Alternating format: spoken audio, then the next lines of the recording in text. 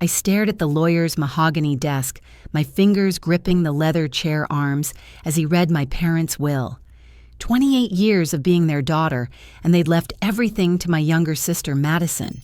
The Victorian house, the investment accounts, even Mom's jewelry collection. My inheritance. A single line to June, who has already received enough. My phone buzzed. Mom's text, "Sweetie, can you still cover our mortgage this month?" I typed 3 words that would change everything. Read the will. 6 months before that devastating moment in the lawyer's office, I was sitting at my kitchen table, writing out checks like I did every single month. The morning sun streamed through my apartment window, illuminating the stack of bills that weren't even mine. Mortgage payment for my parents' house, $2,400. Their health insurance premium, $875. Grocery delivery for their weekly shopping, $350. The numbers blurred together as exhaustion from my overnight shift at the hospital weighed on my shoulders. My name is June Matthews, and at 28 years old, I was working 2 jobs to support not just myself, but my entire family. By day, I served as a pediatric nurse at Children's Memorial Hospital, caring for sick kids who reminded me why I'd chosen this profession.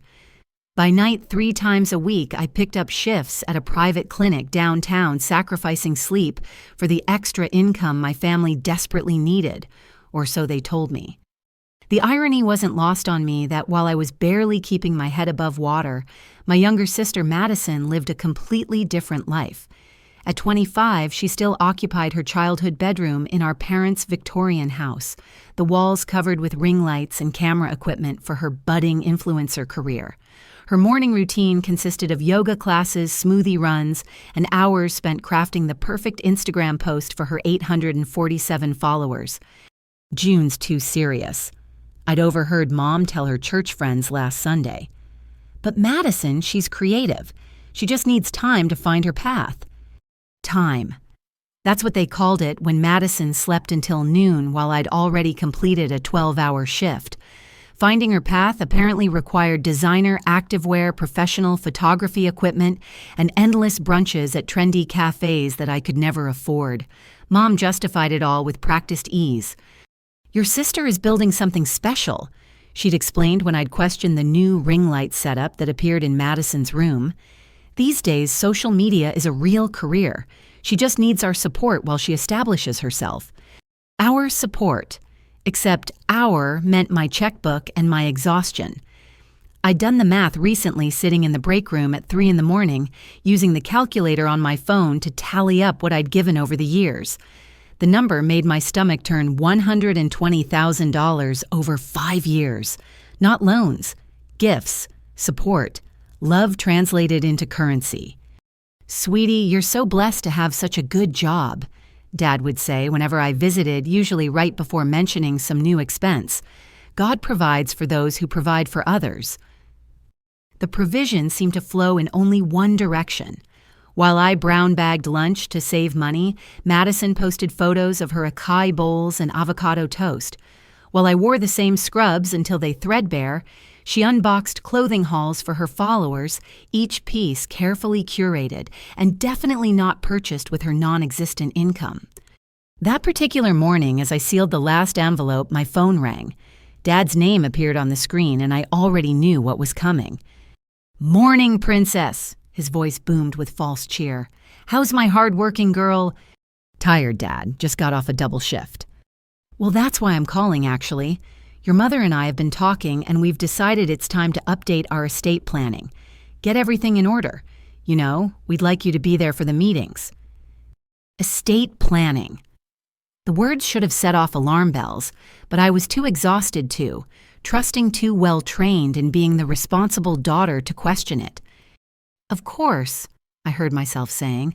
"When do you need me?" "This Thursday at 2. Can you make it?" Thursday meant requesting time off, losing hours, sacrificing income. But family came first. It always had. "I'll be there." "That's my girl. Oh, in June. This month's mortgage payment." "I already mailed it." "You're an angel. I don't know what we'd do without you." After hanging up, I pushed myself up from the table, my body protesting every movement. I needed to shower to sleep for a few hours before my evening shift. But as I walked past my refrigerator, something made me stop. There, held by a magnet shaped like a heart, was a photo from last Christmas. Mom, Dad, Madison, and me standing in front of their beautifully decorated tree. Madison wore a new designer dress. My parents beamed with pride, and I stood slightly apart still in my scrubs because I'd come straight from work. My phone buzzed with a text from Madison. "Hey sis, can you Venmo me $50? Totally forgot I have a content creation workshop today and I'm short on cash. You're the best." Content creation workshop. Is that what they were calling it now? I opened Venmo, my finger hovering over the send button. $50. That was groceries for a week gas for my car, part of my own rent that was already stretching me thin. But Madison needed it. The family needed me to provide it. I hit send. The response was immediate, a series of heart emojis, and OMG, you're literally the best sister ever. No thank you, just enthusiasm that I'd once again solved her problem. As I finally made it to my bedroom, exhaustion pulling at every cell in my body, I couldn't shake the feeling that something was wrong. Not with the requests or the money or even Madison's lifestyle. Something was wrong with me for starting to question it all. I collapsed onto my bed still in my scrubs and set my alarm for 4 hours later. Before closing my eyes, I glanced at my bank balance on my phone. Savings $4,200. It should have been $40,000 by now, maybe more. But family came first. 3 days later, I was organizing paperwork for my parents' meeting with the estate attorney when I stopped by their house to pick up some documents they needed. Madison was out, probably at another yoga class, and Mom had run to the store. Dad was napping in his recliner, the TV droning in the background. "Just grab what you need from the office, sweetheart," Mom had told me over the phone. "You know where everything is." I did know. I'd been managing their paperwork for years, filing their taxes, organizing their medical records, making sure everything was in order because June's so good with details. The office was a converted bedroom that smelled like Dad's cologne and old paper. I quickly located the filing cabinet and started pulling the necessary documents. That's when I saw it. Mom's purse sat open on the desk, and poking out from the side pocket was a credit card statement. Not hers, Madison's. I shouldn't have looked. Privacy was important, boundaries mattered, all the things I'd tell myself later. But something made me pull that paper free. The number at the bottom made me sink into the desk chair. $30,000. The balance on Madison's credit card was $30,000. But that wasn't what made my hands shake as I read through the charges. Designer clothing stores, high-end restaurants, a MacBook Pro, photography equipment that cost more than I made in a month. And there at the bottom, the payment section showing exactly how this debt was being managed. Payment made by Catherine Matthews' full balance. My mother was paying Madison's credit card in full, every month, while telling me they could barely afford groceries. I heard footsteps in the hallway and quickly shoved the statement back where I found it, my heart pounding as Mom appeared in the doorway. "Oh, good, you found everything," she said brightly. "Did you see Madison's new camera? She's really taking this career seriously." I nodded, not trusting my voice. The documents in my hand felt heavier now, weighted with a truth I wasn't ready to face. They weren't poor. They weren't struggling. They were funding Madison's fantasy while I killed myself to support what I thought were their needs. "You okay, sweetie? You look pale." "Just tired," I managed. "Double shifts all week." Mom's face creased with concern that I now questioned was genuine. "You work too hard. You should take a vacation, do something nice for yourself." A vacation. With what money? With what time? Well, I paid their mortgage, and they paid Madison's designer shopping sprees. "I should go," I said, standing abruptly. "I have to get ready for work." "Of course. Thank you for handling all this estate stuff. You know how confused your father and I get with legal matters." Confused? Is that what we were calling it? I gathered the documents and headed for the door, Mom's voice following me. "Oh, June Madison's birthday is coming up. We're thinking of getting her that new iPhone for her content creation. Maybe you could contribute. I know money's tight for everyone right now." Money was tight, just not for everyone. I sat in my car outside their house for 10 minutes staring at the Victorian structure I'd helped maintain the windows I'd paid to replace the roof I'd financed repairs for, all while my own apartment had peeling paint and a radiator that barely worked. The golden child lived inside dreaming of influencer fame while her bills disappeared like magic, and I was the magician making it all possible with every paycheck, every sacrifice, every exhausted moment of my life. My phone buzzed. Another text from Madison.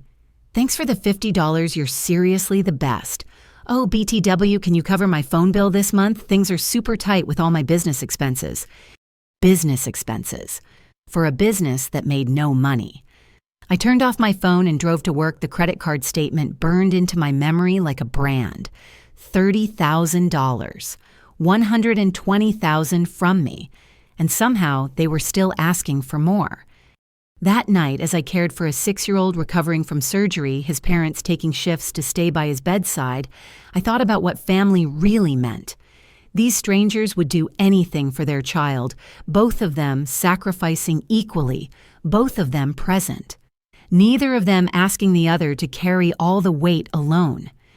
"You're really good with him," the mother said as I adjusted the boy's IV. "Do you have kids of your own?" "No," I replied. "Just a younger sister." "She's lucky to have you." Was she, or had we all confused enabling with love, sacrifice with support? As I finished my rounds, the questions multiplied in my mind like the medical charts I updated. How much was too much? When did helping become hurting? And why did I feel guilty for even asking? The estate planning meeting was in 4 days. They wanted me there because I was responsible, reliable June who handled everything. But for the first time in my life, I wondered what would happen if I stopped handling it all, if I stopped being the solution to every problem, if I stopped writing checks and started asking questions. The thought terrified me more than any night shift, any exhaustion, any sacrifice I'd made. Because without my role as the provider, who was I to them, their daughter, or just their bank account, I wouldn't have to wait long to find out. Thursday arrived with unseasonable warmth for March in Portland, the kind of day that made everyone believe spring had come early. I'd managed to trade shifts with another nurse, losing a day's pay, but gaining the time to attend my parents' estate planning meeting. As I drove to the law offices of Brennan and Associates, I told myself this was important. This was family taking care of family planning for the future, being responsible. The building sat in the historic district, all red brick and climbing ivy, the kind of place that whispered old money and established traditions.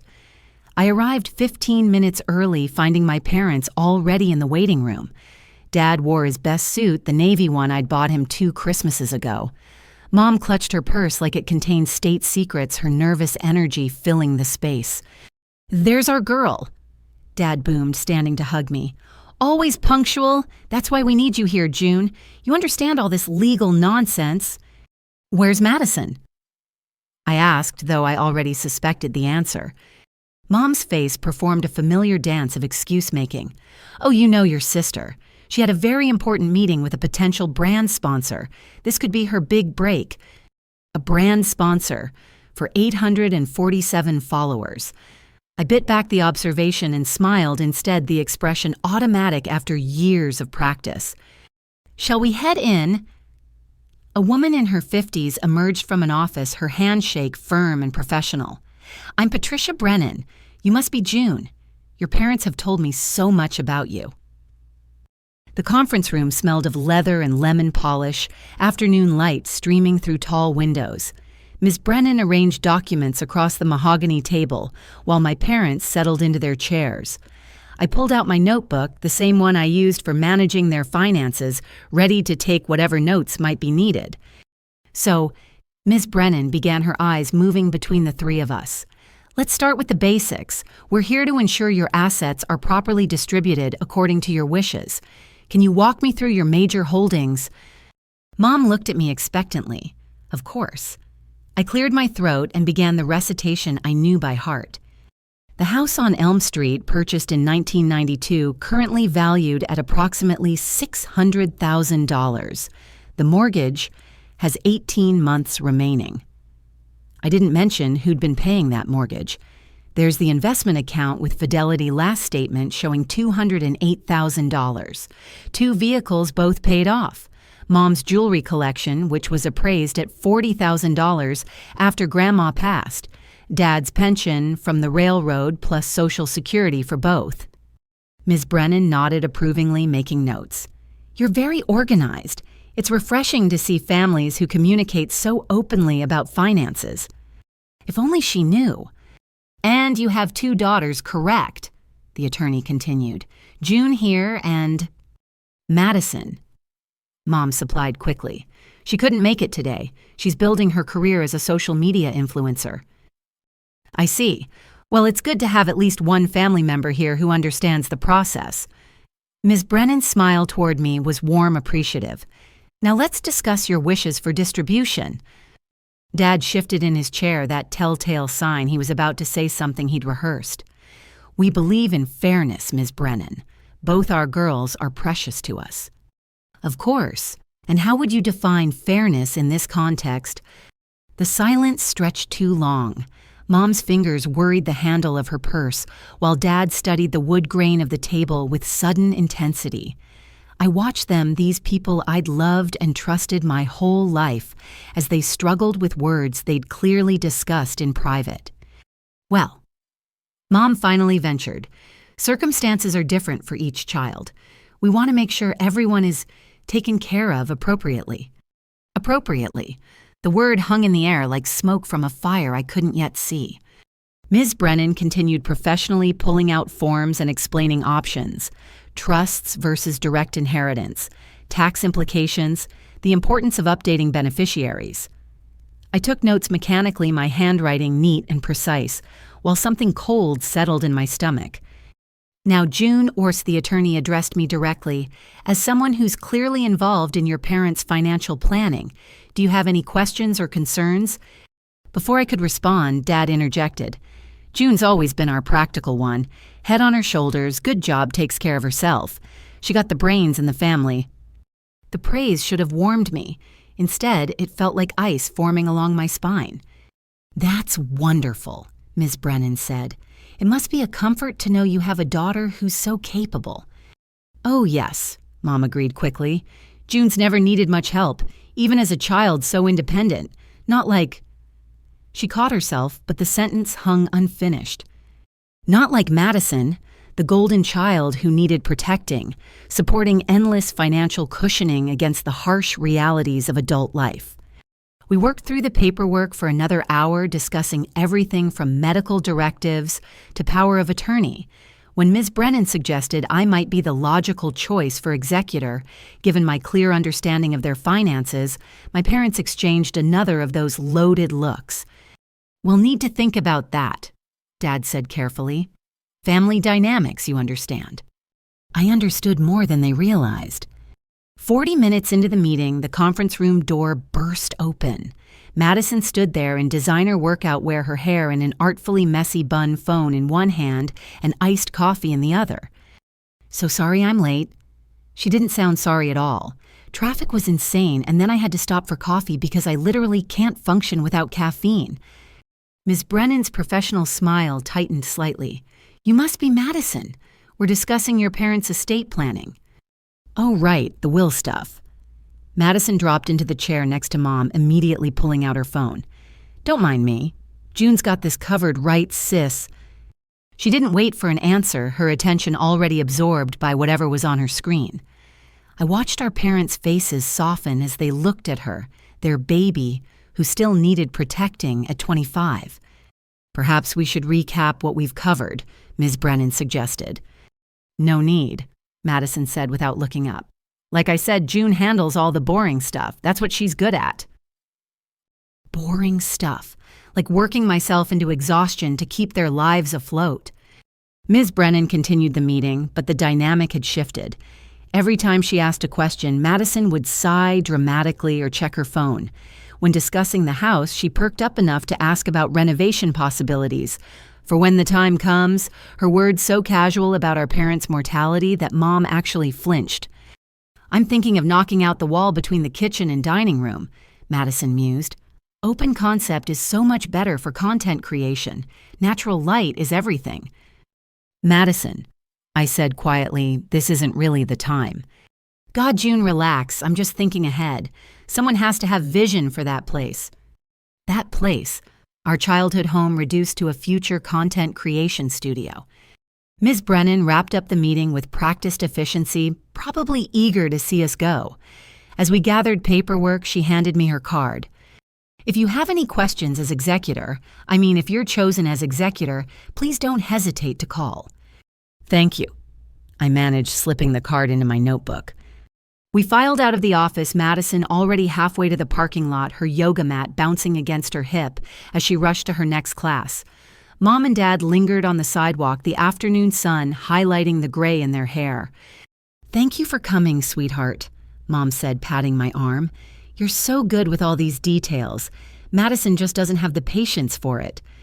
"Speaking of which," Dad added, his timing no accident, "next month we're going to need a little extra. The property taxes are coming due, and with everything else." Everything else being Madison's lifestyle I now knew, but I nodded anyway, already calculating what extra shifts I could pick up. "June, you're a lifesaver," Mom beamed. "We're so blessed to have you." They walked to their car, Dad's hand on Mom's back, a united front of parents who'd just spent 2 hours planning how to leave everything to one daughter while the other paid their bills. I sat in my own car engine, off watching them drive away. My phone buzzed with a text from Madison. "Thanks for handling that boring meeting, BTW. Can you believe how shabby that lawyer's office was? When I'm a successful influencer, I'm definitely hiring someone better. Speaking of which, I have this amazing opportunity to attend a content creator retreat in Malibu next month. It's only $3,000.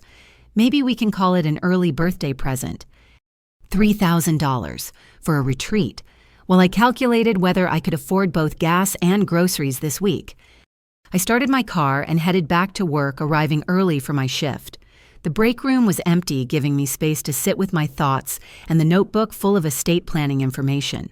Everything was there in my neat handwriting: assets, accounts, valuations, the concrete proof of a lifetime's accumulation, all of it designated for distribution after death.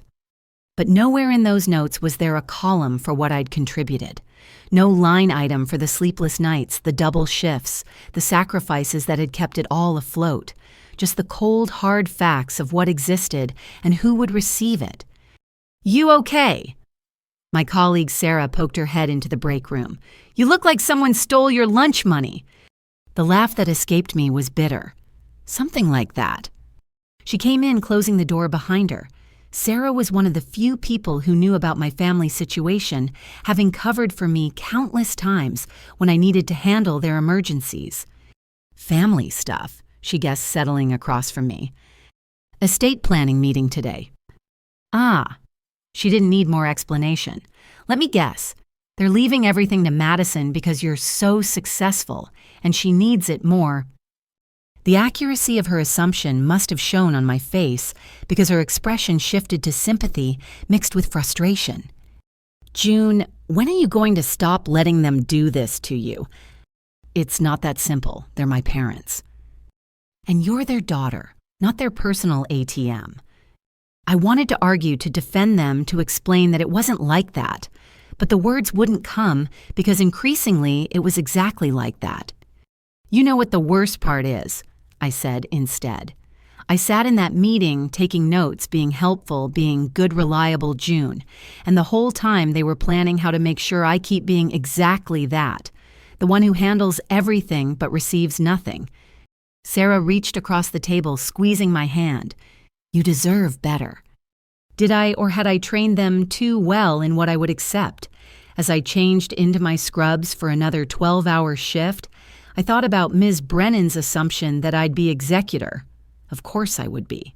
Who else would handle the boring stuff, the details, the responsibility?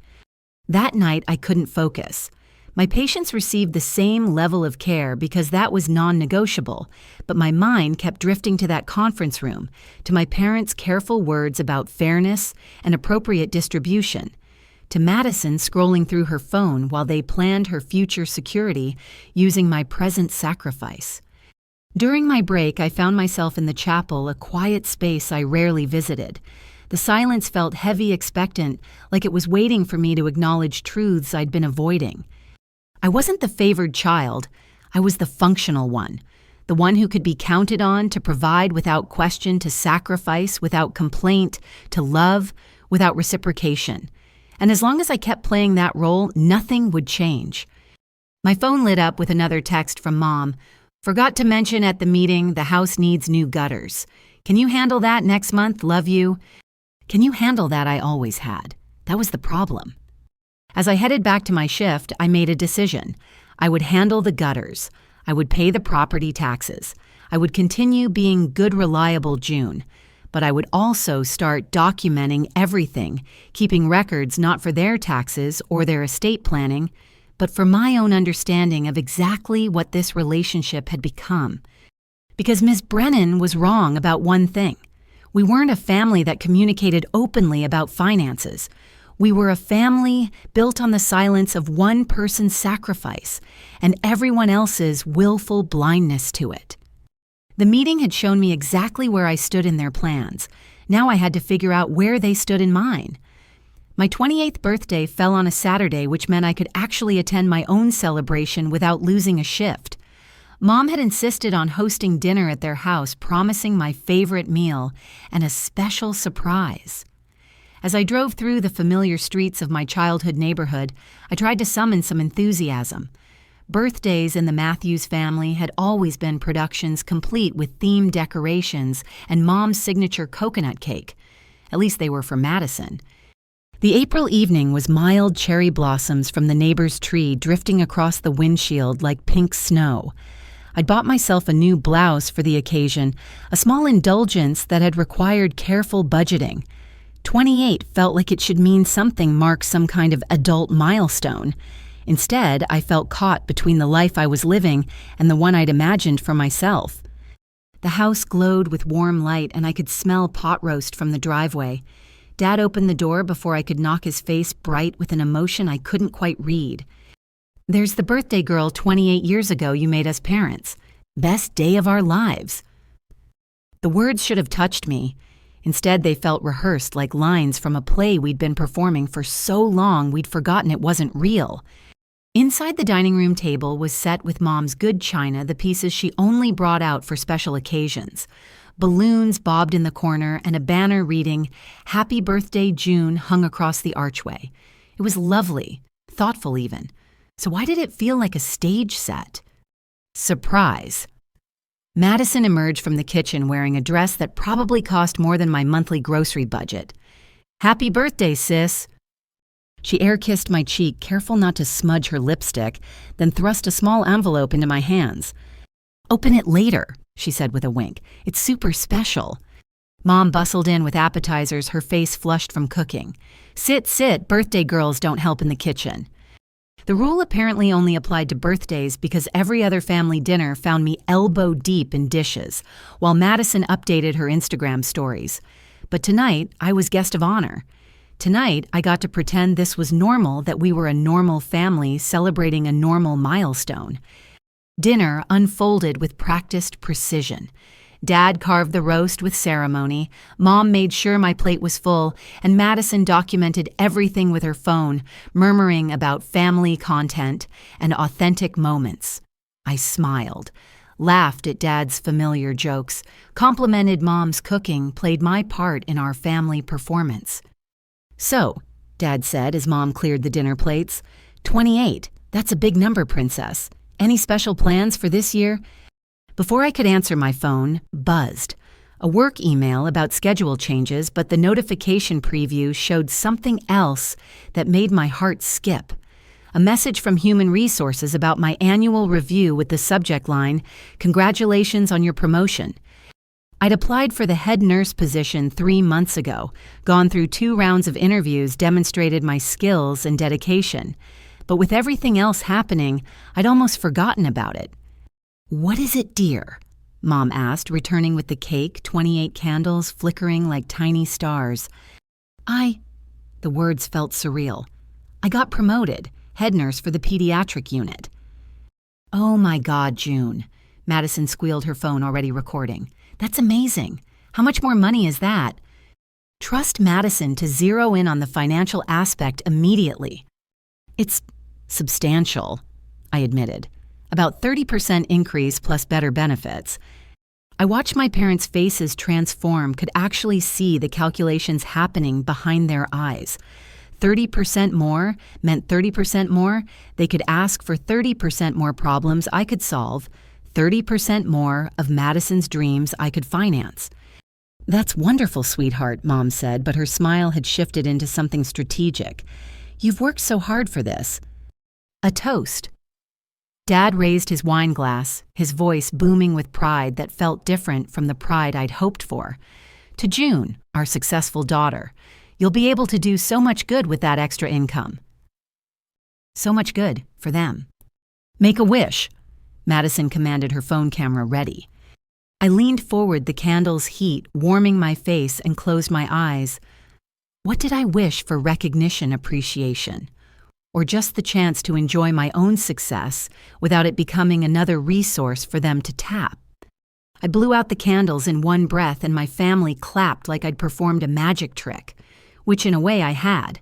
The magic of making money appear when they needed it, of solving problems with my checkbook, of being endlessly reliable. We ate cake vanilla with coconut frosting, and I opened Madison's card. Inside was a $5 gas station gift card, the price sticker still attached. "For your commute," she explained brightly. "I know gas is so expensive these days." $5 from someone whose $30,000 credit card bill I'd seen with my own eyes. But I smiled and thanked her, because that's what good daughters do. "Speaking of expenses," Mom said, and there it was, the transition I'd been waiting for. "Your father and I have been thinking about the house. With you doing so well now, especially with this promotion, we were wondering if you might help us with some updates. The kitchen really needs work, and Madison's room." "My room needs better lighting for filming," Madison interjected. "Natural light is everything for content creation. I was thinking skylights." "Skylights. In the house I was paying the mortgage on." "We can talk about it later," I said, trying to salvage something of my birthday. "Tonight's about celebrating, right?" "Of course." Dad agreed too quickly. "Absolutely. Our June, the head nurse. You know, I was just telling Bob at the hardware store about how successful you are. He couldn't believe one person could work so hard." One person. That was the key phrase. One person working hard so others didn't have to. After cake, I excused myself to use the bathroom, needing a moment alone. The hallway felt like a museum of our family history photos covering every wall. Madison's dance recitals where I'd worked overtime to pay for costumes, family vacations I'd funded but barely enjoyed because I was checking work emails, my college graduation where they'd spent the entire ceremony talking about Madison's gap year plans. I paused at Dad's study door, slightly ajar. The desk lamp was on papers scattered across the surface. I shouldn't look. It was his private space. But something pulled me forward, maybe the same instinct that had made me notice Madison's credit card statement.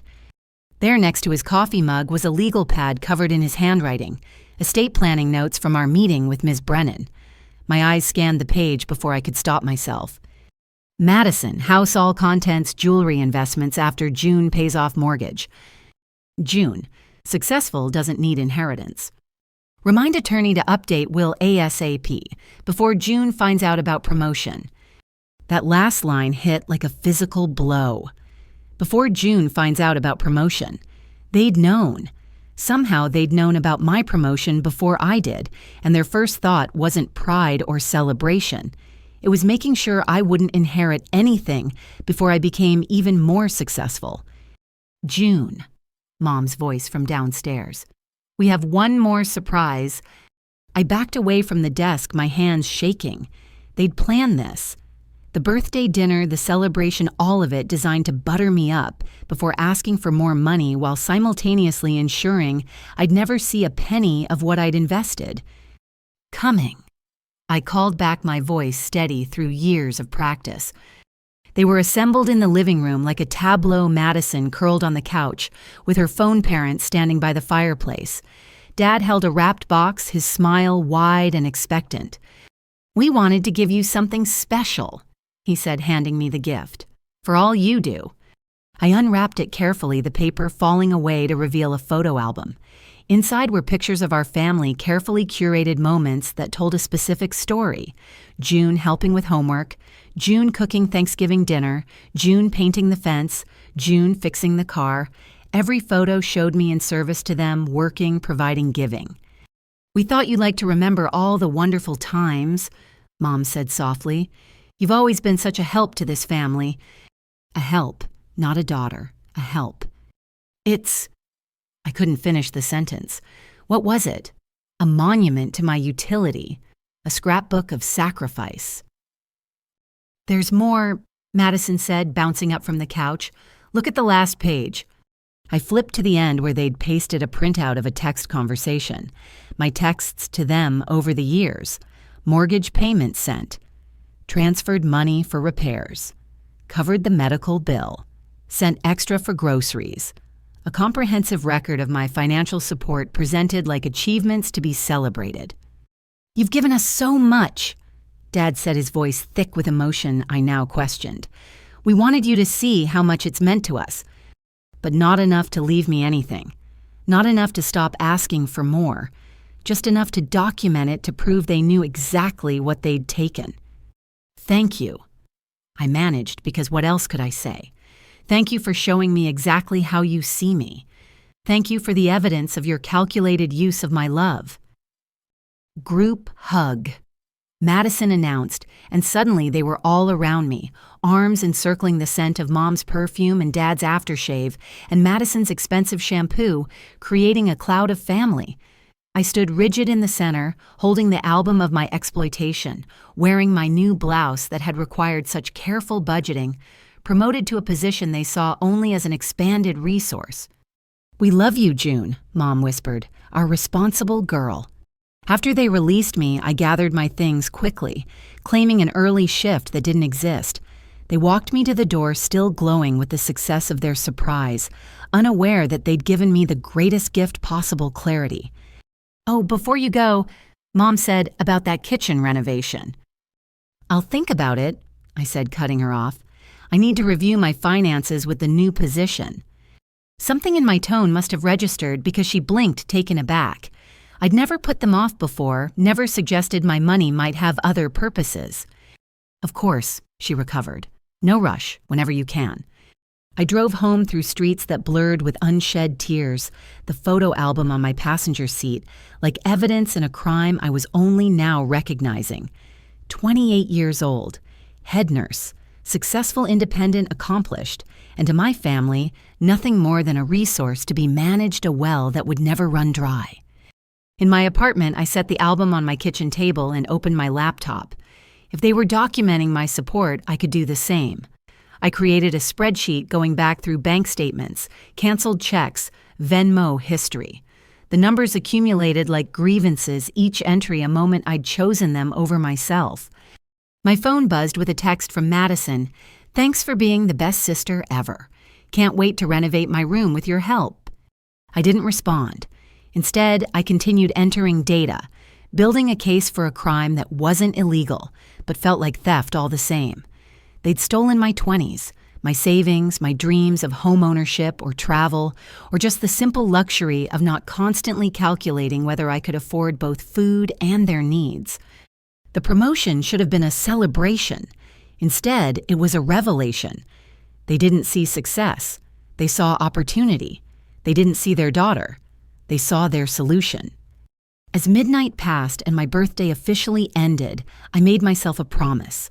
I would continue documenting everything, every request, every payment, every sacrifice. Not because I planned to show them or demand repayment, but because I needed to see it clearly laid out in undeniable black and white. The photo album they'd given me told one story. The spreadsheet I was creating told another. Somewhere between those two versions was the truth about what we'd become and what I needed to do about it. But first, I had a will to think about, one that would leave me nothing except the bitter understanding that being the good daughter had cost me everything. 2 weeks after my birthday life settled into a new rhythm, I'd started my position as head nurse, the increased responsibilities matching my temperament far better than I'd expected. The pediatric unit ran like clockwork under my organization, and for the first time in years, I felt genuinely proud of something that belonged only to me. The salary increase sat untouched in a new savings account one my family didn't know about. Not yet. It was a Thursday morning unseasonably cool for late April. I'd just finished a particularly challenging night shift helping stabilize a premature infant whose parents had held vigil for 36 straight hours. Their devotion taking turns so someone always had skin-to-skin contact with their baby reminded me what family was supposed to look like: equal sacrifice, shared burden, unconditional love that didn't come with a price tag. I'd barely made it home, hadn't even changed out of my scrubs when my phone exploded with calls. Madison, Mom, Dad, Madison, again. My first thought was that something had happened to the house, maybe a fire or break-in. But the voicemail from Mom was pure hysteria. June. Oh God, June, it's your father. His heart, we're at Regional Medical. Come quickly, please. The exhaustion evaporated. I grabbed my keys, my medical brain already running through possibilities. Dad was 62, relatively healthy despite his love of red meat and aversion to exercise. Some chest pain last year that turned out to be indigestion. But hearts were unpredictable and Mom's panic sounded real.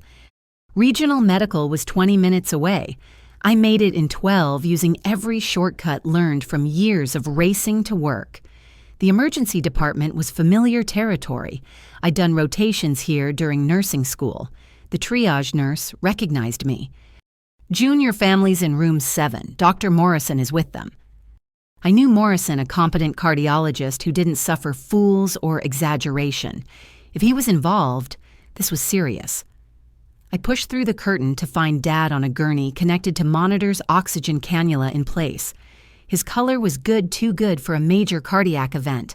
Mom clutched his hand like she was preventing him from floating away. Madison sat in the corner filming. June. Dad's voice was strong, another inconsistency. You came. Of course I came. I moved to the monitors, reading the numbers with practiced eyes. Heart rate slightly elevated but regular. Blood pressure normal. Oxygen saturation perfect. What happened? He collapsed.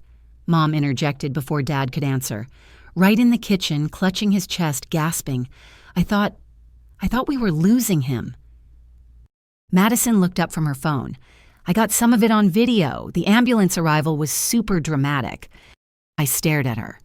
You filmed Dad having a cardiac event. Content is everywhere. She shrugged. Besides, it'll be good for the vlog. Day my dad almost died will get major engagement. Before I could respond, Dr. Morrison entered with a tablet.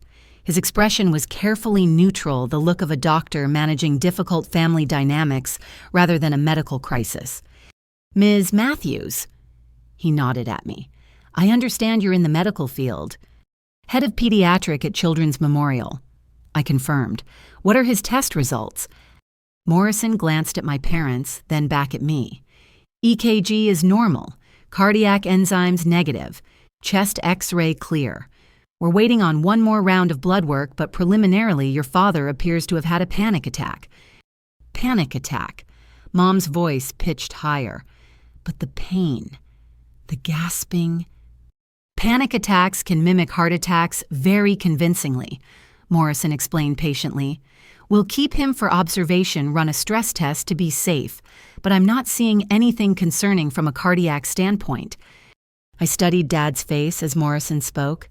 Something flickered there, not relief, exactly more like disappointment. However, Morrison continued, your father is insisting on a full cardiac workup, every test available. I've explained that insurance typically won't cover non-indicated procedures, but he seems quite adamant. Money's no object when it comes to health, Dad said quickly. Right, June? There it was, the setup. We'll discuss it, I said carefully. Thank you, Dr. Morrison. After he left, the room fell silent except for the steady beep of monitors. Madison had stopped filming, probably because actual medical information wasn't dramatic enough for her followers. Mom continued her death grip on Dad's hand while he avoided my eyes. A panic attack, I said finally. What triggered it? Does it matter? Mom snapped. He could have died. But he didn't. His heart is fine. So what happened this morning that caused such severe anxiety? They exchanged looks, the kind that told me this was rehearsed, but they hadn't counted on Morrison being so direct with his diagnosis, hadn't expected me to push back. Financial stress, Dad admitted finally. The bills, the house, trying to keep everything afloat. It just overwhelmed me. Financial stress. While I paid their mortgage, their groceries, their utilities. While they paid Madison's credit cards and funded her lifestyle. Maybe I should take some time off. Dad continued warming to his theme. Focus on my health. Of course, that would mean losing income. You're retired, Dad. You have your pension. Well, yes, but there are gaps. Medical bills from this will be enormous. And if I need cardiac rehabilitation... I pulled out my phone, opening the calculator app. Let's see. Ambulance transport, roughly $1,500. Emergency room visit with full workup, maybe $3,000 with your insurance. Stress test, another $1,000. You're looking at around $6,000 maximum. $6,000. Mom gasped like I'd suggested amputating a limb. We don't have that kind of money. Then it's good that insurance covers most of it, I said evenly. Your out-of-pocket will be your deductible, which is what, $2,000. The room went quiet again. Madison fidgeted with her phone while my parents recalibrated their strategy. You seem very calm about your father's health, Mom accused. I'm calm because he's stable. His tests are normal. He's going to be fine. I moved to Dad's bedside, checking his peripheral pulses automatically. But I'm concerned about this panic attack. What aren't you telling me up? Dad closed his eyes. You wouldn't understand. You've never had to worry about money. The irony of that statement from a man whose bills I paid nearly choked me. I need to inform my work. I'll be late, I said, instead of screaming. I'll be right back. I stepped into the hallway, breathing deeply. My phone already had texts from Madison. Dad's being so dramatic, but Mom says we have to play along, followed by, BTW, can you cover my car payment this month? Tots forgot with all this drama. I called my supervisor explaining the situation. She was understanding, told me to take the day. As I hung up, I noticed a familiar figure by the nurse's station. Carla, one of my nursing school classmates now working emergency. June heard your dad was brought in. He okay? Panic attack. I said, then lowered my voice. Can I ask you something in confidence? She guided me to a quiet corner. What's up? When he came in, what did he present with? Carla glanced around, then pulled up his intake chart on her tablet. Honestly, he walked in, said he'd had severe chest pain at home, but it resolved in the car. Vitals were stable from admission. We did full protocol because he insisted he'd collapsed, but... She shrugged. But he walked in. Under his own power. Your mom was more upset than he was, kept talking about how gray he'd been at home, how he'd stopped breathing. But his O2 sats were perfect, no cyanosis indicators. We see this sometimes. See what? Family members amplifying symptoms. Sometimes for attention, sometimes for other reasons. Your dad specifically asked about admission criteria, how long observation would be, whether you'd be notified as next of kin. He'd asked if I'd be notified. Of course. Thanks, Carla. Hey, family stuff is complicated. Just focus on the fact that he's okay. I returned to room 7 to find Madison live streaming from the hallway. Hey everyone, super scary day, but Daddy's gonna be okay. Thank you all for the prayers and positive vibes. Madison, I said sharply, this is a hospital. People are actually sick here. She ended the stream with a pout. God, June, I'm just updating my followers. They care about our family. All 847 of them. Inside, Mom was helping Dad sit up. His color remained good, his breathing even. Whatever had happened at home, he wasn't in distress now. The doctor says I can go home tomorrow, Dad announced, but I'll need monitoring, someone to stay with me. I'll hire a visiting nurse, I offered. A stranger. When I have a daughter who's a nurse. Mom's eyes filled with convenient tears. June, he needs family. He needs you. I have a job, a new position with responsibilities. More important than your father's life. The tears spilled over. We've never asked you for anything. Mom. The word came out sharper than intended. You ask me for money every month. The tears stopped like a faucet turning off. Madison's eyes widened, probably because I'd never pushed back before. That's different, Mom said stiffly. That's family helping family. And this isn't. He could die, June. Dr. Morrison literally just said his heart is fine. Doctors can be wrong. What if they missed something? What if he has another attack and no one's there? I looked at Dad, who had the grace to appear uncomfortable with Mom's performance, but not uncomfortable enough to stop it. I'll take FMLA leave, I heard myself saying. Unpaid family medical leave, 1 week. If you're not better by then, we hire professional help. You're an angel, Dad said quickly before I could change my mind. I knew we could count on you. Count on me. To sacrifice my wages, my new position's momentum, my own well-being for a panic attack they were inflating into a cardiac crisis. I spent the rest of the day at the hospital coordinating with Morrison, arranging Dad's discharge, playing the devoted daughter, while inside I seethed. Madison left after an hour to attend a crucial influencer workshop. Mom alternated between fawning over Dad and texting prayer requests to her church group, ensuring maximum attention for their crisis. That evening, Morrison pulled me aside. Your father's insisting on a cardiac catheterization. I've explained it's unnecessary, but he wants to be absolutely certain. That's an invasive procedure with its own risks, which I've explained, but he says you'll cover any costs insurance doesn't. Morrison's expression was carefully neutral. I wanted to verify that before scheduling. Don't schedule it, I said firmly. His tests are normal. We're not doing unnecessary procedures. I'll document that in his chart. As Morrison walked away, I realized this was the first time I'd said no to a financial request from my family. It felt strange, foreign, like wearing someone else's clothes.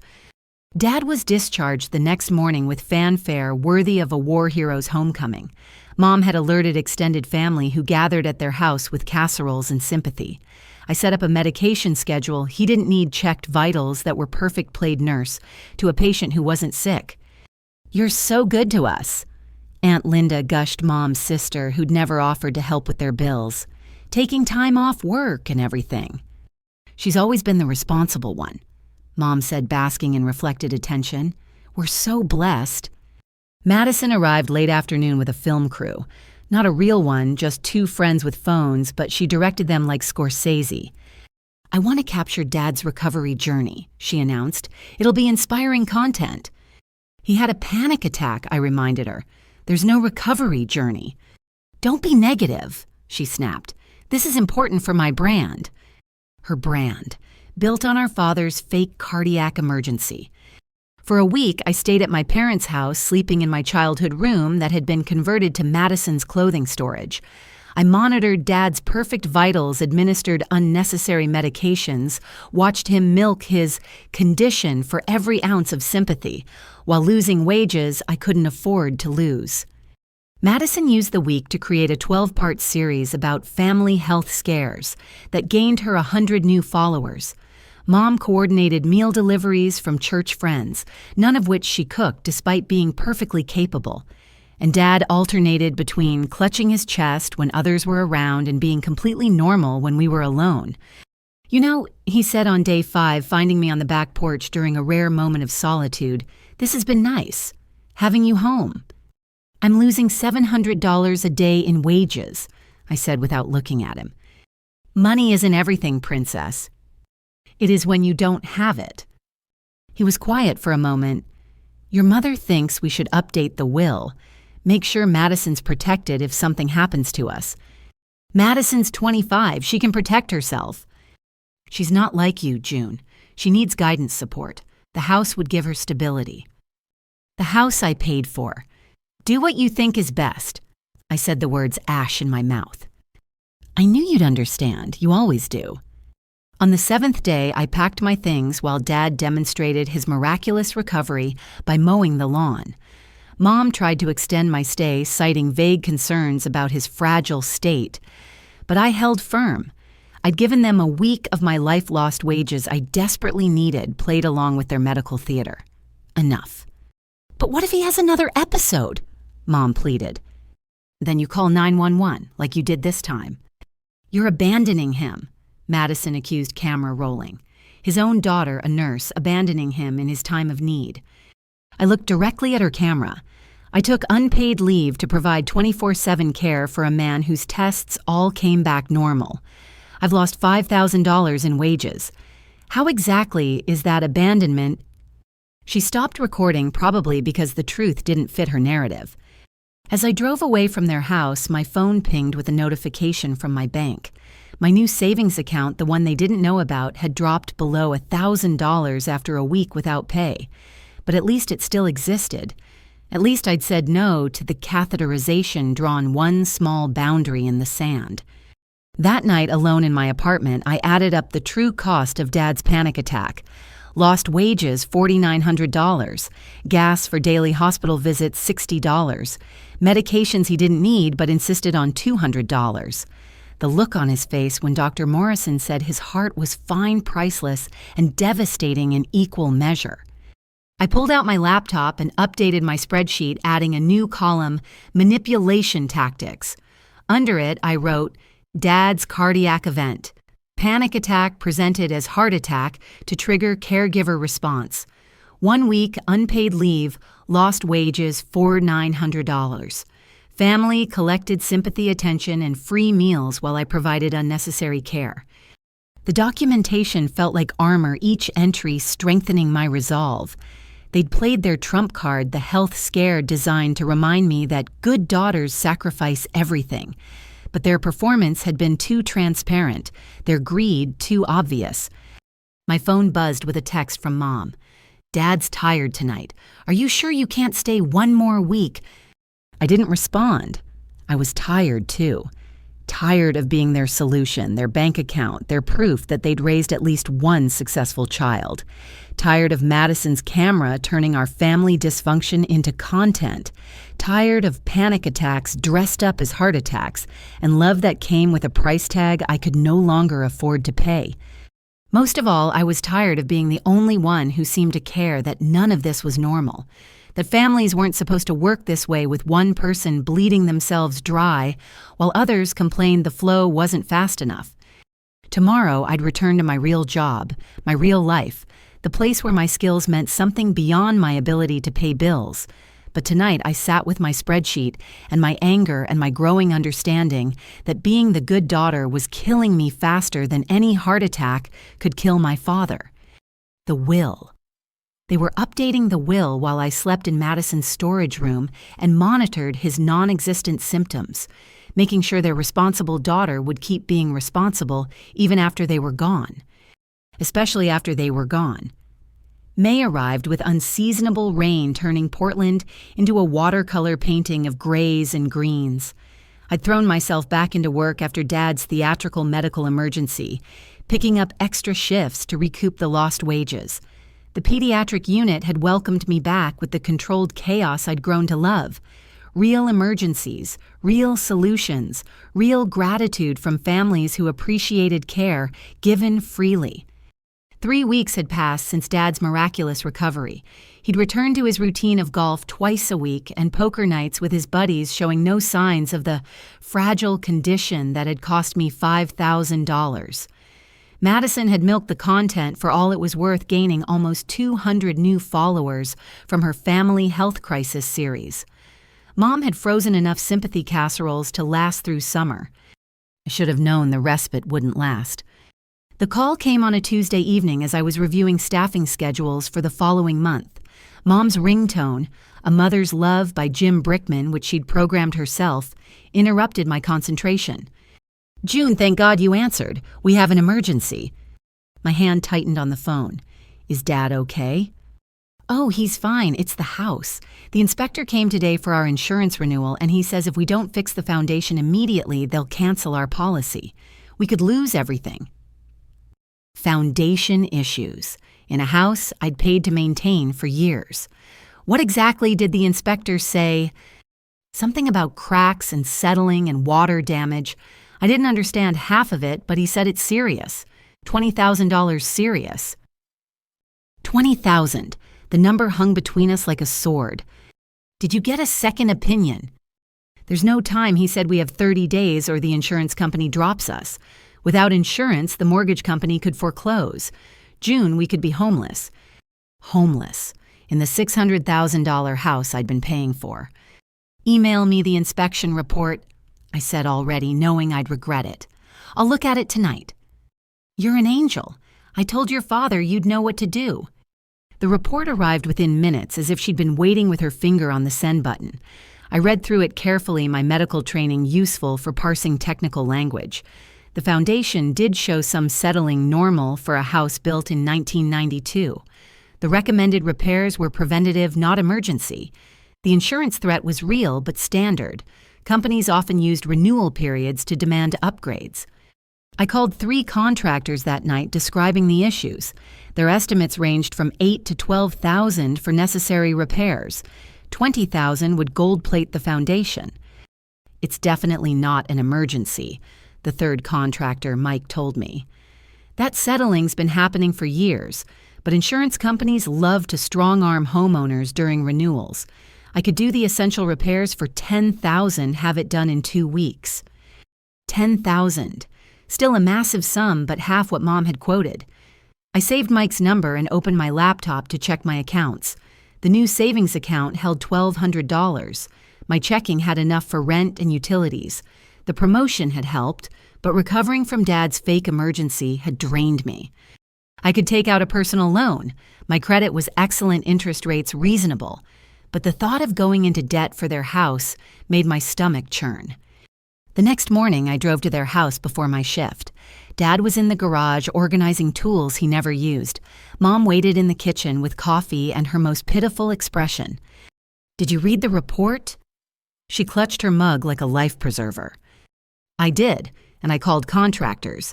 The repairs can be done for $10,000, not $20,000. "Oh," relief flooded her face. "That's wonderful, so you can handle it." "I didn't say that. I said the cost is lower than you thought." Her face fell. "But June, you have to help us. Where else would we get $10,000? "From the equity in your house, a home improvement loan, your savings." "We can't take on debt at our age," Dad said, joining us. He'd clearly been listening from the garage. "And our savings, well, things have been tight." Tight, while funding Madison's lifestyle. Speaking of Madison, I said, "Where is she? This affects her too." "She had a very important meeting with a potential sponsor," Mom said quickly. "A teeth whitening company wants to partner with her." "Ah, how much does that pay?" Silence. "It's about exposure," Mom finally said. "Building her platform." "So nothing. It pays nothing." "June, don't be negative. Your sister is building a career." "While I'm being asked to pay $10,000 to fix the house she lives in for free?" The words hung in the air like an accusation. Dad's face flushed while Mom's mouth opened and closed soundlessly. "This is our family home," Dad said sternly. "Where you grew up. Doesn't that mean anything to you?" "It means everything, which is why I've paid the mortgage for 5 years." "We appreciate that." "Do you? Because from where I'm sitting, it looks like you expect it. Like it's my job to solve every problem with my checkbook." Mom started crying right on cue. "I can't believe you're being so cruel. We could lose our home." "You won't lose it if you pay for the repairs yourselves." "With what money?" Dad's voice rose. "You think we're rich. You think we have thousands lying around." I think you have options you're not exploring because asking me is easier. The front door burst open and Madison swept in, carrying shopping bags and radiating excitement. "Family meeting without me, Rude." She dropped into a chair, designer sunglasses still perched on her head. "What are we discussing?" "The house needs foundation repairs," I said flatly. $10,000 worth. "Oh, good. I actually wanted to talk about the house, too." Madison pulled out her phone, scrolling rapidly. "I've been accepted into this amazing content creator house in Los Angeles. It's like a collective where influencers live and create together. Career-changing opportunity." "That's wonderful, sweetheart." Mom beamed through her tears. "But here's the thing," Madison continued. "I need to show financial stability to get in. So I was thinking once June fixes the foundation, maybe we could do a full renovation. Update the kitchen, knock out some walls, create a proper studio space. Then I could rent it out when I move to LA, use the income to show I'm financially responsible." I stared at her. "You want me to pay for foundation repairs on a house you plan to renovate and rent out?" "Not just foundation repairs, a full upgrade. I've already talked to a designer. She says we could increase the value by at least $100,000 with the right improvements." Well, you know what I mean. Think of it as an investment. An investment in a house I don't own." Madison rolled her eyes. "God, June, why are you being so selfish? This is my career we're talking about." "Your career that makes no money." "Yet, it doesn't make money yet." She turned to our parents. "Tell her how important this is." Mom and Dad exchanged glances, having one of their silent conversations perfected over 34 years of marriage. "Maybe," Dad said slowly, "we could do both. Fix the foundation and do some updates for Madison's future. It would really help her career," Mom added, "and increase our home value." "Our home value," I repeated. "The home you're leaving entirely to Madison." Another silence, heavier this time. "How did you—" Mom started, then stopped. "Does it matter? The point is, you want me to invest tens of thousands of dollars in a property I'll never inherit." "You don't need an inheritance," Madison said, as if explaining to a child. "You have a good job. I need the security." "I have a good job because I worked for it. 2 jobs, actually, while you've been playing influencer on my dime." "Your dime?" Madison's voice pitched higher. "I've never taken money from you." "No, you take it from Mom and Dad who get it from me. It's money laundering for the entitled." "June," Mom gasped. "That's a terrible thing to say." "Is it? Let's do the math. I pay their bills, they pay your bills. I'm funding your lifestyle with extra steps." Madison stood abruptly, her chair scraping against the floor. "You know what? I don't need this negativity. When I'm famous and successful, we'll see who's bitter then." She stormed out, but not before adding, "And yes, I did talk to contractors. We could do the whole renovation for $50,000. Think about it. $50,000. From 10 to 20 to 50, the number climbing with each conversation. She's just passionate about her future," Mom said weakly. "Her future in my past," I muttered. "What?" "Nothing. Look, I need to go to work. Actual work that pays actual money. But the foundation, get a loan, sell some things, ask Madison to contribute from her teeth-whitening windfall. But I'm not taking on debt for a house you've already decided isn't mine." I left them sitting at their kitchen table, probably strategizing their next approach. The drive to work was a blur of rain and regret. Regret that I'd answered the phone. Regret that I'd trained them so well to see me as their solution. Regret that love in our family had become so transactional. At the hospital, I threw myself into my shift with desperate energy. Here, problems had solutions that didn't require my bank account. A 6-year-old with pneumonia responded to antibiotics. An infant's fever broke after careful monitoring. Parents thanked me with tears of relief that had nothing to do with money. During my break, I sat in the cafeteria with my phone off, enjoying the silence. No texts about foundations or renovations or influencer houses, just peace. Rough day. Dr. Martinez sat across from me with her lunch. "Family stuff," I admitted. "Ah." She unwrapped her sandwich thoughtfully. "Let me guess. They need money." How did you know? Because you have that look, the one that says, I'm solving everyone's problems but my own. She took a bite, chewing slowly. Want some unsolicited advice? Sure. Stop. Just stop. They'll figure it out or they won't, but either way, it's not your responsibility. They're my parents. And you're their daughter, not their emergency fund. There's a difference. That night, I went home to 17 missed calls and twice as many texts. The family group chat had exploded with messages ranging from guilt trips to renovation ideas. Madison had created a Pinterest board for the house updates. Mom had forwarded emails from contractors, each, quote, higher than the last. Dad had sent a single message, disappointed in your selfishness. I archived the entire conversation without reading most of it. Instead, I updated my spreadsheet, adding the renovation scheme to my growing documentation. The ask had evolved from foundation repairs to a full renovation to support Madison's influencer dreams, none of which I would benefit from. The entitlement was breathtaking in its scope. My laptop dinged with an email. Mike the contractor following up on our conversation. His quote was still $10,000 for necessary repairs, but he'd added a note. I sensed you might be dealing with family pressure. If it helps, I can write a report stating the repairs aren't immediately critical. Might buy you some time to figure things out. I smiled the first genuine smile all day, a stranger showing more consideration than my own family. Thank you, I typed back. Please send that report. I'll handle this situation differently. Differently meant not handling it at all.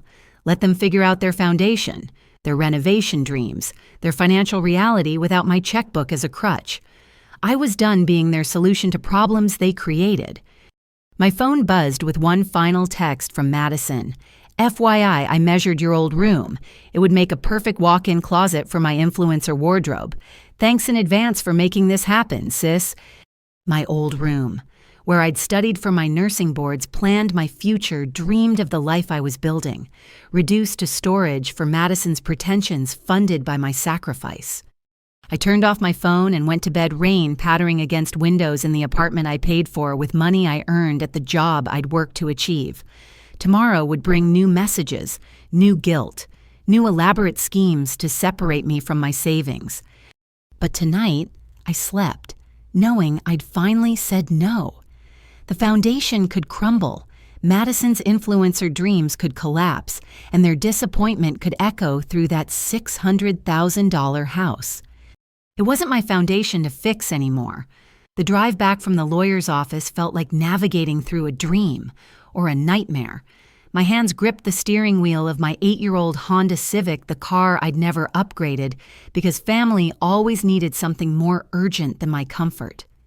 28 years of being Howard and Catherine Matthews' daughter, and my inheritance was a single line of cruelty to June, who has already received enough.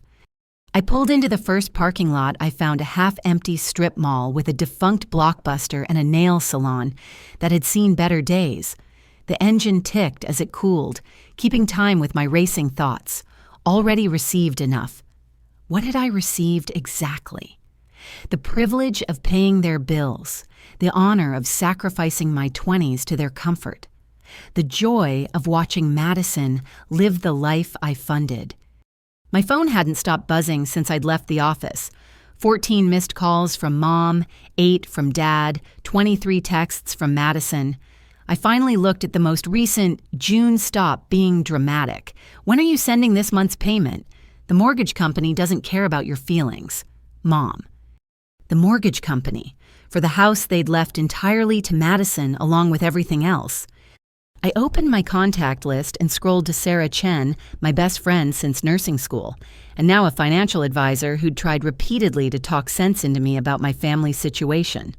She answered on the second ring. June, everything okay? You sound... They left me nothing. The words came out flat, emotionless. The will reading was today. Everything goes to Madison. The house, the investments, Mom's jewelry, everything. Oh, honey, I'm so sorry, but also I'm not surprised. I am. I laughed, but it sounded broken. I'm an idiot, but I'm surprised. Some part of me actually thought, God, Sarah, I've given them everything. I know. Can you come over? We should talk. I can't. I have to. I stopped. What did I have to do? Send the mortgage payment for a house I'd never inherit. Cover the utilities for Madison's future content creation studio. Actually, yes, I'll be there in 20. Sarah lived in a converted loft in the Pearl District, the kind of place I dreamed of affording before family obligations consumed every spare dollar. She met me at the door with a glass of wine and a hug that nearly broke my composure. "Tell me everything," she said, guiding me to her couch. I recounted the meeting, the lawyer's careful words, my parents' refusal to make eye contact, Madison's immediate plans for renovation. Sarah listened without interrupting, occasionally refilling my glass. "Show me your bank statements," she said when I finished. "What?" "Your bank statements.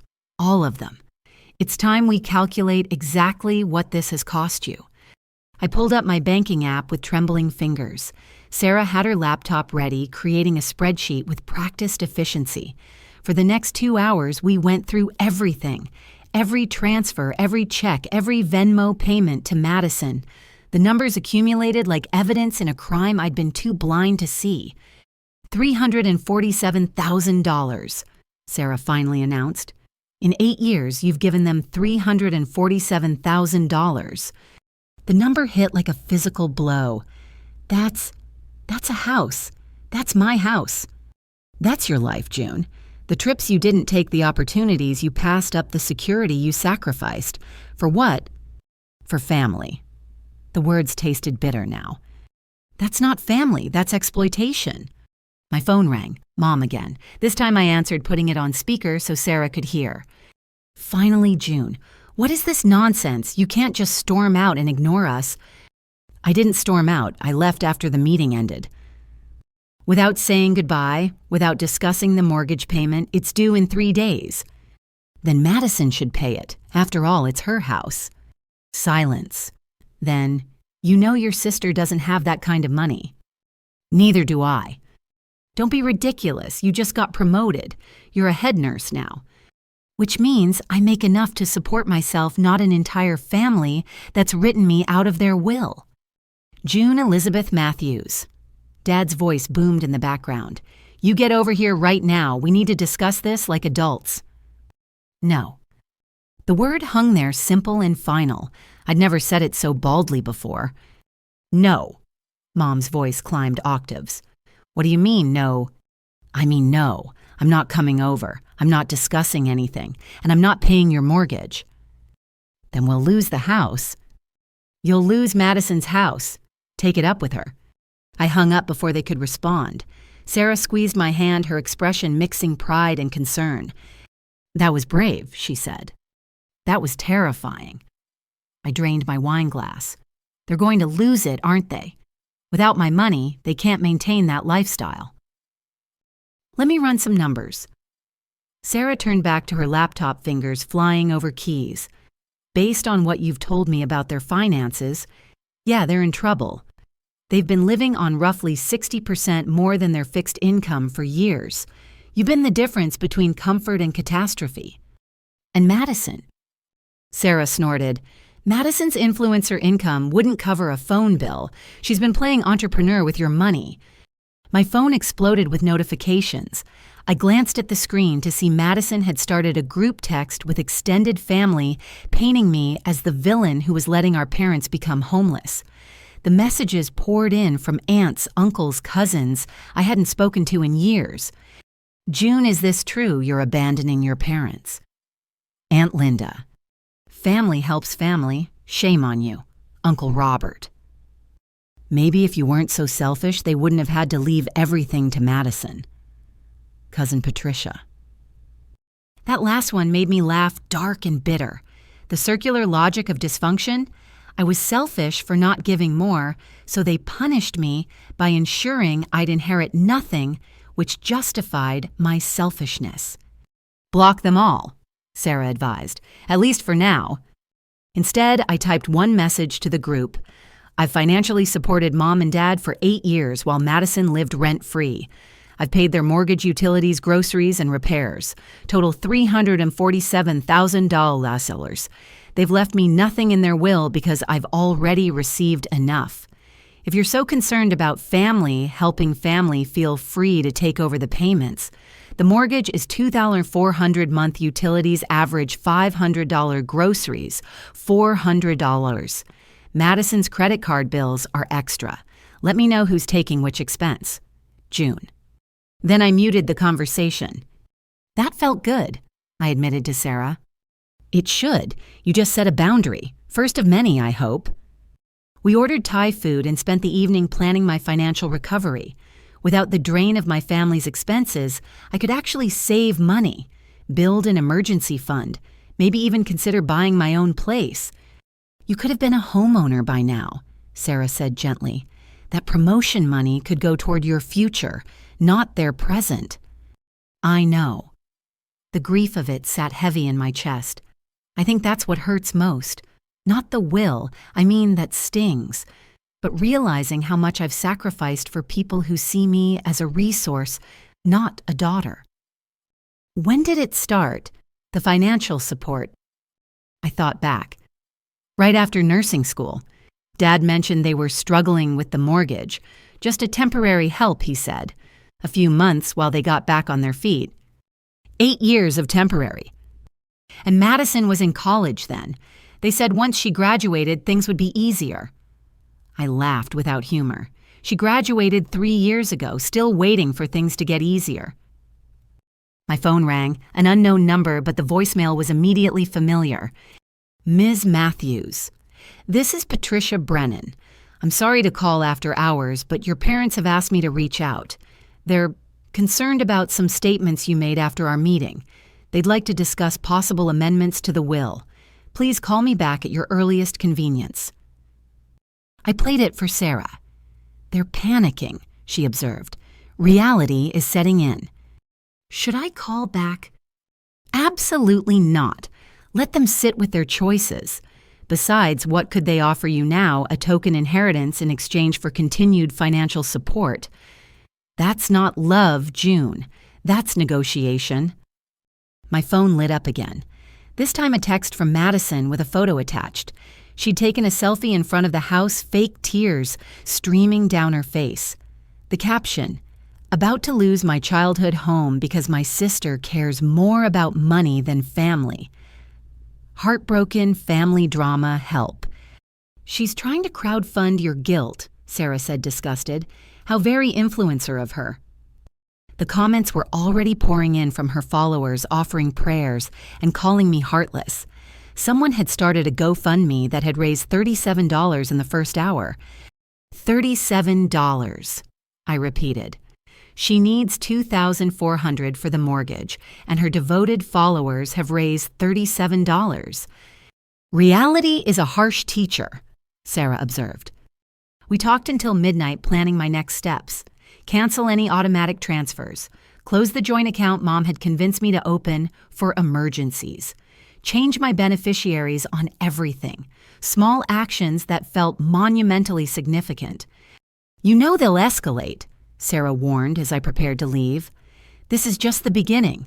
When the mortgage comes due and you don't pay, they'll pull out every manipulation tactic in the book. I know. I hugged her tightly. But I'm done being their solution.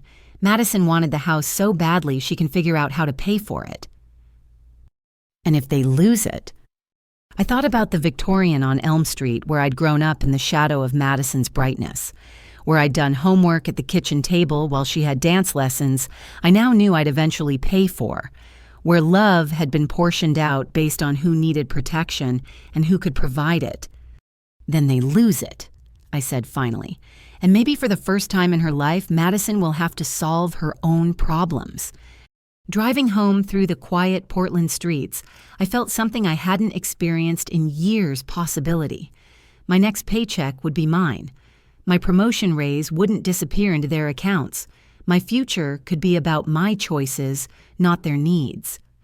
The phone rang again as I parked. Dad this time. I let it go to voicemail but listened before going inside. June, this is your father. I'm disappointed in you. After everything we've done, everything we've given you, this is how you repay us by abandoning your family. Your mother is beside herself. Madison's talking about having to get a real job. Is that what you want, your sister working some minimum wage position because you're too selfish to help call me back? We need to fix this before it's too late. Madison getting a real job, the horror, the impossibility, the thing millions of 25-year-olds did every day without their older sisters subsidizing their dreams. I deleted the voicemail and went inside. Tomorrow would bring new crises, new guilt trips, new attempts to pry open my wallet. But tonight, for the first time in 8 years, I went to bed knowing exactly where I stood in my family's priorities. Dead last with a bank account to prove it. 3 days after the will reading, I sat in my car outside my parents' house with a manila folder that felt heavier than it should. Inside were 8 years of bank statements, canceled checks, and Venmo receipts. $347,000 worth of evidence that June has already received enough was the cruelest fiction my parents had ever crafted. The morning was crisp for early June, the kind of perfect Portland weather that usually lifted my spirits. Today it felt like the universe mocking my situation. Madison's BMW, the one she'd leased with money that mysteriously appeared in her account each month, sat in the driveway next to Dad's truck and Mom's sedan, a full family assembly. They didn't know I was coming. The past 3 days had been a symphony of increasingly frantic messages I hadn't answered. Mom's texts had evolved from demanding to pleading to vaguely threatening. Dad left voicemails that alternated between disappointment and rage. Madison had started a TikTok series called When Family Betrays You that had gained her 50 new followers and $0 toward the mortgage that was now past due. I knocked on the door I'd once entered freely, the sound echoing like a judge's gavel. Mom answered, her face cycling through surprise, relief, and calculation in the span of seconds. June. Oh, thank God, we've been so worried. She reached to embrace me, but I stepped back, keeping the folder between us like a shield. I'm not here for a reunion. I'm here to talk about money. Her face hardened. That's all you care about now, money. Funny how it only became crass when I stopped providing it. I pushed past her into the house that smelled like coffee and the lavender potpourri she'd used since I was 12. Everything looked the same. The family photos lining the hallway Madison featured prominently, me relegated to the edges. The furniture I'd helped pay to reupholster the new smart TV Madison had convinced them she needed for content creation. They were assembled in the living room like they'd been waiting. Dad in his recliner trying to project patriarchal authority. Madison curled on the couch with her phone outfit camera ready in case this became content. And in the corner, a man I didn't recognize. Tall, athletic, wearing designer clothes that screamed new money. Who's this? I asked. This is Trevor, Madison said, not looking up from her screen. My boyfriend. He's a financial investigator, and he says what you're doing might be illegal, elder abuse or something. Trevor had the grace to look uncomfortable. I didn't exactly say, financial investigator, I interrupted. Perfect. Then you'll appreciate these. I opened my folder spreading 8 years of financial records across the coffee table with the precision of a blackjack dealer. Check copies, bank statements, online transfers, everything highlighted and annotated in my neat handwriting. January 2016. I began my voice clinical. First mortgage payment, $2,400.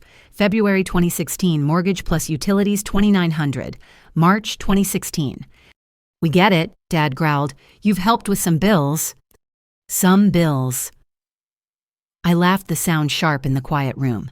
$347,000 over 8 years. That's not help, Dad. That's a salary. That's my entire 20s dissolved into your bank account. Nobody asked you to, Madison started. February 2018. I continued pulling out a specific statement. $3,000 for Madison's spring break trip to Cabo. March 2018, $1,500 for her photography equipment. April 2018, $800 for her yoga teacher training that she attended exactly twice. Madison's face flushed. That was for my career.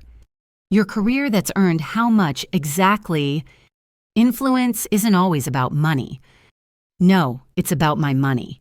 Which is why you're here with your financial investigator boyfriend instead of paying the mortgage on the house you're inheriting. Trevor shifted uncomfortably. Actually, I should probably stay, I said firmly. Since you're investigating financial abuse, you should see this. I pulled out the most damning evidence, Mom's credit card statements showing Madison's shopping sprees, the ones they'd hidden, while crying poverty to me. Trevor leaned forward, his expression shifting from skepticism to interest.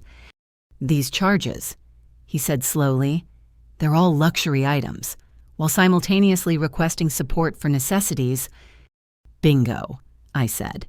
Madison got a new MacBook Pro while I was told Dad might lose his medications without my help.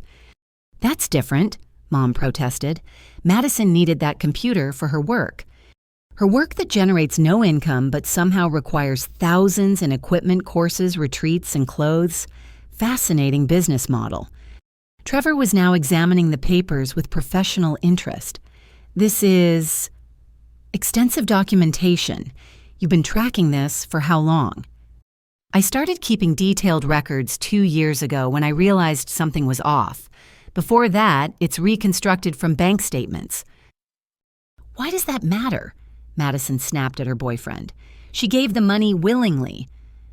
It matters, Trevor said quietly, because this could be considered financial exploitation, taking advantage of someone's sense of duty while hiding assets and spending.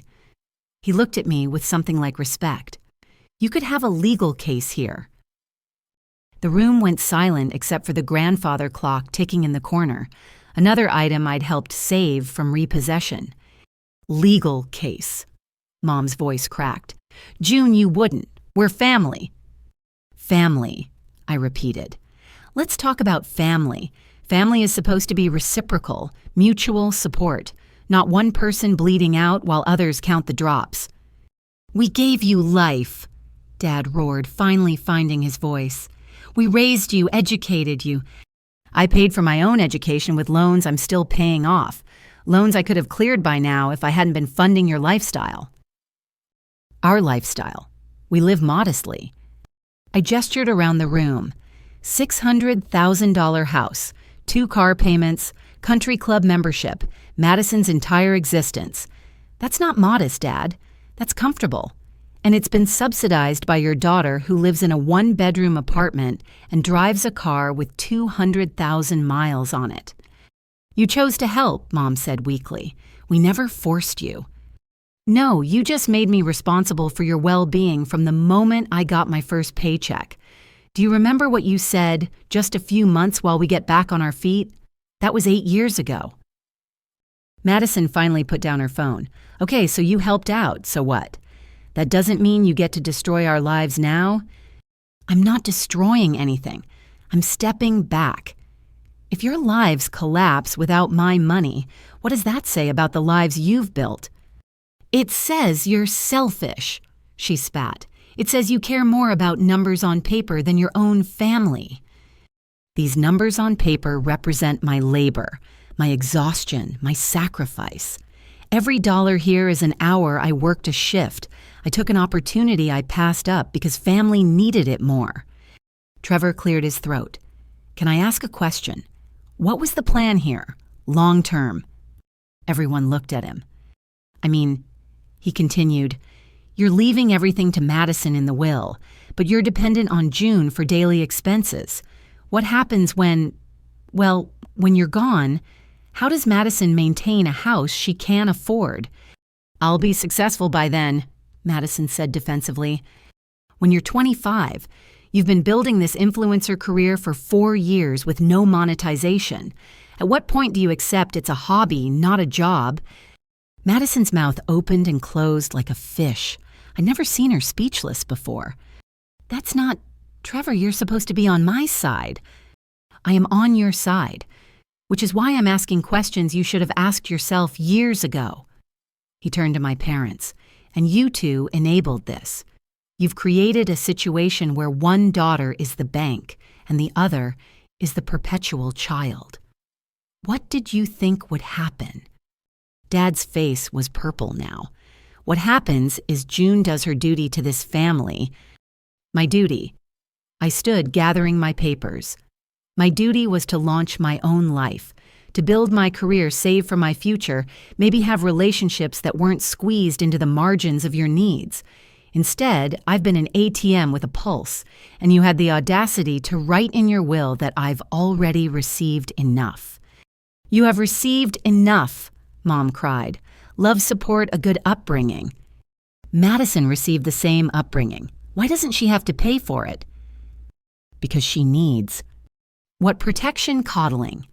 An eternal childhood funded by her sister. I shook my head. I'm done being your solution. Madison, the house is yours. Figure out how to pay for it. I can't. She actually stamped her foot like the child she'd never stopped being. You know I can't. Then sell it, get a job, marry rich. I don't care. It's not my problem anymore. June, please. Mom stood reaching for me again. The mortgage company is already calling. We could lose everything. You could lose Madison's inheritance. There's a difference. Where will we live? In the house, if Madison figures out adulting. In an apartment, if she doesn't. Millions of people downsize in retirement. You're not special. This is because of the will, Dad said suddenly. You're punishing us because we tried to provide for Madison. No, Dad. This is because I finally understand my place in this family. I'm not a daughter. I'm a resource. And resources can be depleted. I headed for the door, my folder of evidence tucked under my arm. Behind me, chaos erupted. Mom crying, Dad yelling, Madison shrieking about unfairness. But it was Trevor's voice that followed me. June, wait. I paused at the door. He jogged over, pulling out a business card. I'm actually a forensic accountant, he said quietly. I investigate financial crimes. What's happening here? It's not criminal, but it's not right either. If you need help protecting your assets going forward, call me. Why would you help me? You're dating Madison. He glanced back at the living room where Madison was now performing hysteria for her phone camera. I've been dating her for 2 months. I thought she was an entrepreneur. Now I see she's... Well, I see what she is, and what you've been to this family. He paused. That spreadsheet you showed in my profession, we call that evidence of financial abuse, emotional manipulation for monetary gain. You could probably sue. I don't want to sue. I just want to be free. Then be free, but keep those records. And maybe... He hesitated. Maybe think about talking to a therapist who specializes in financial trauma.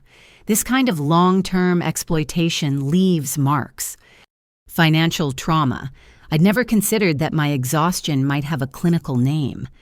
Thank you, I said, meaning it. And good luck with... I gestured toward the living room where Madison's voice had reached supersonic frequencies. Yeah, I think that's over. I don't date people who treat their siblings like ATMs. He smiled ruefully. Besides, apparently she's about to be homeless, not really the successful entrepreneur she portrayed. I left him standing in the doorway and drove away from my childhood home for what might be the last time. In my rearview mirror, I could see Mom on the porch, still crying. Part of me wanted to turn around to apologize, to write just one more check. But Sarah was right. Resources could be depleted, and I'd finally hit empty. My phone started ringing before I reached the end of the street. I let it ring, focusing on the road ahead and the future that suddenly seemed possible now that I wasn't financing everyone else's present. $347,000. That's what love had cost me in this family, but freedom. Freedom was priceless. The 1st of July arrived with a heat wave that turned Portland into an oven. I'd maintained radio silence for a month, changing my phone number and blocking email addresses, with the methodical precision I usually reserved for medication schedules. The freedom felt strange, like wearing new shoes that hadn't yet molded to my feet. For the first time in 8 years, my entire paycheck deposited into my account and stayed there. I'd use the windfall to pay off my car, build an emergency fund, and even splurge on a new work wardrobe that didn't look like I'd shopped exclusively at discount stores. My colleagues noticed the change, commenting on how relaxed I seemed. If only they knew the price of that relaxation-complete estrangement from the family that had bled me dry. The text that broke through my defenses came from an unknown number on a Tuesday afternoon. I almost deleted it unread, but the preview caught my eye. Mom wanted me to tell you the house is in foreclosure. Aunt Linda, Mom's sister who'd stood by while I funded everyone's lives, now suddenly concerned enough to track down my new number.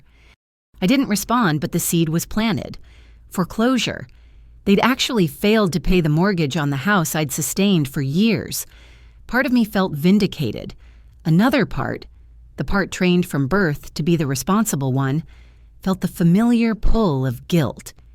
That evening, curiosity got the better of me.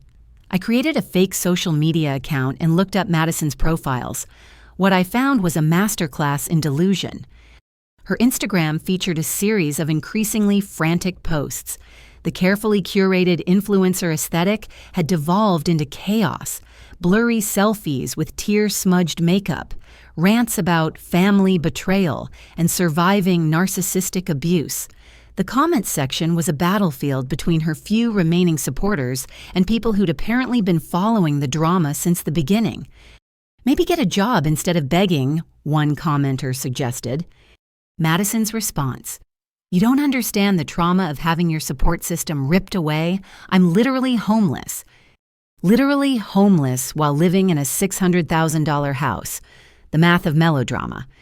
But it was her latest video that truly stunned me. She'd set up her ring light in what looked like the kitchen, her face puffy from crying, and launched into a 20-minute monologue about her situation. "So like the bank is literally taking our house." She began voice wavering between genuine distress and performance. "My parents are too old to work, and my sister, who makes like so much money as a nurse, just abandoned us. Like who does that? Who lets their family become homeless?" She went on to detail their financial situation with stunning shamelessness. The mortgage payment that I'd covered for years, the utilities also me, the insurance me again. But in her telling, these were simply bills that existed, not obligations I'd shouldered while she played at being an entrepreneur. "I've tried everything," she continued. "I even started a GoFundMe, but people are so mean. They keep asking why I don't have a job. Hello, I'm an influencer. That is my job." The GoFundMe had raised $212. I did the math. At that rate, she'd need approximately 11 months to raise one mortgage payment. The house would be sold at auction long before her followers ponied up any real money. I closed the app, but the image of Madison's tear-stained face lingered. Was I being cruel? Was this the line between boundary setting and revenge? My answer came the next day when Sarah forwarded me something with a simple note: "You need to see this." Madison had escalated. She'd created a TikTok that went viral in the worst possible way. In it, she gave a tour of the house my sister is stealing from my elderly parents, complete with sob story narration and strategic shots of family photos. But she'd made a crucial mistake. In her emotional state, she'd shown too much. The granite countertops I'd paid to install, the new appliances I'd bought when theirs broke, the renovation work I'd funded. And in the background of one shot, clear as day, sat her collection of designer handbags on a custom shelf. The comments were brutal. "Those are $3K plus bags each. Sell them and pay your mortgage." Elderly parents. They look 60 tops. Why can't they work? Wait, your sister paid for all those renovations and gets nothing in the will. This isn't the flex you think it is, sweetie. Someone had done the math on her visible belongings and estimated at least $40,000 in luxury goods. The tide of public opinion had turned against her so hard it created a riptide. That evening, Mom called from yet another unknown number. This time I answered. "June." Her voice sounded older, fragile, in a way that might have been genuine. "Sweetheart, it's Mom." "I know who it is." We need to talk. Really talk. Not about money," she added quickly. "Just, can you come by, please?" "No." The silence stretched between us, filled with years of dysfunction. "We're going to lose the house. she said finally. The notices are posted on the door. The neighbors are talking. Your father won't leave his chair. And Madison's making TikToks. You saw Mom's voice cracked. She means well, but she doesn't understand how it looks. It looks like what it is.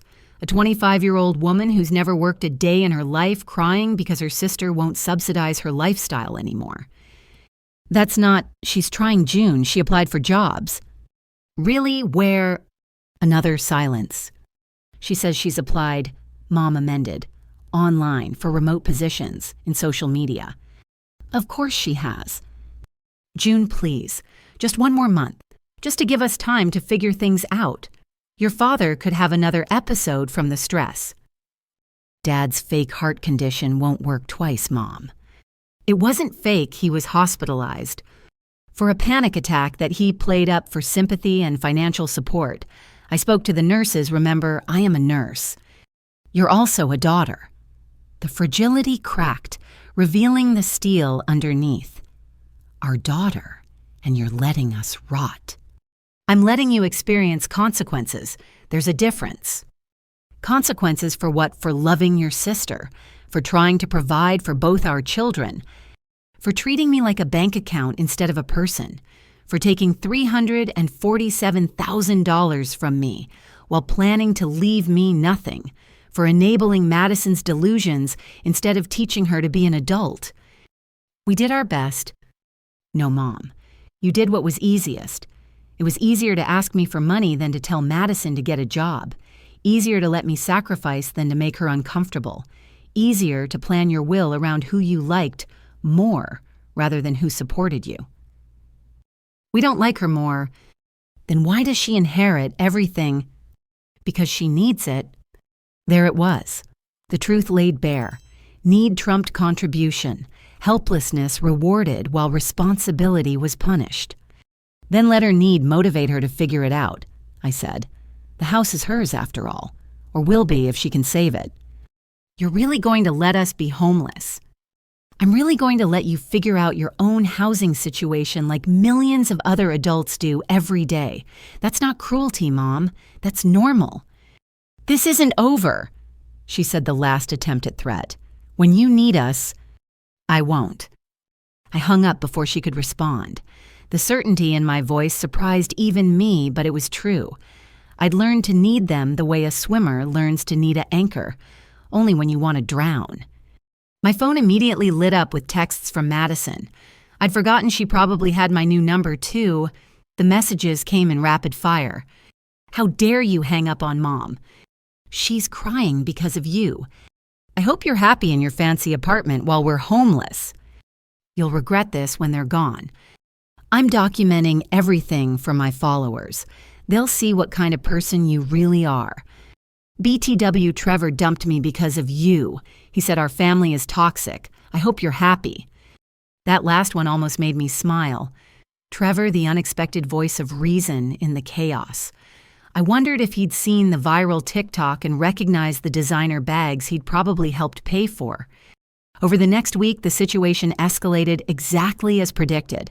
Madison's social media became a slow-motion disaster, each post more desperate than the last.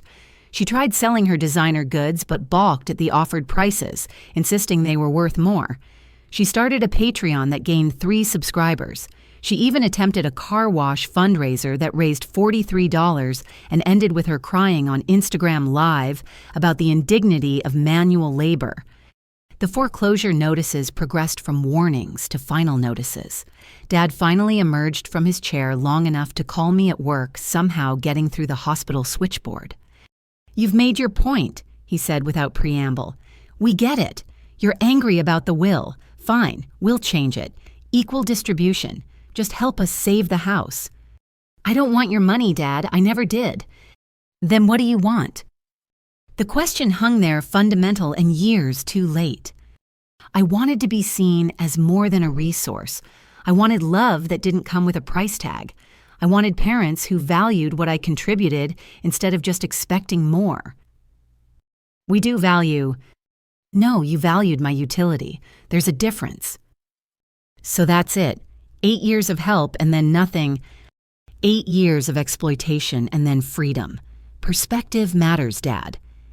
He hung up on me the first time in my life he'd ever done so. It felt like a period at the end of a very long sentence. The final act came 2 weeks later. Sarah called me at work, her voice careful.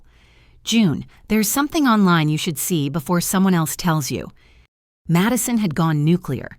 In a last-ditch effort to save the house, she'd started a documentary on YouTube called "When Family Abandons You, a Survival Story."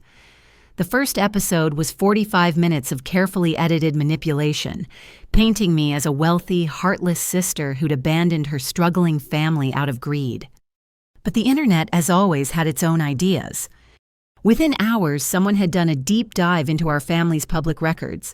They'd found the will filing the property values, Madison's spending habits, even some of my old social media posts from years ago, mentioning working double shifts to help family. The truth laid out in devastating detail turned Madison's narrative on its head. The video's comment section became a massacre. "So, your sister paid your bills for a decade and you left her nothing, and she's the villain." This girl really thought we'd side with her lounging by the pool while her sister worked 2 jobs. Someone call Netflix, this scammer needs a documentary made about her, not by her. Imagine being 25 and never having a job but thinking you deserve a free house. The video was pulled within 24 hours, but the damage was done. Madison had accidentally created her own public humiliation, archived forever in the depths of internet history. The house went to auction on the last Tuesday of July. I knew because Aunt Linda sent one final text. "Hope you're happy. They're loading the moving truck now." Was I happy? No. But I was free. And for the first time in my adult life, that was enough. I donated $2,000 to a local charity that helped families facing foreclosure, families who hadn't spent decades exploiting their children. It felt like closing a circle, helping strangers who deserved it more than the family who demanded it.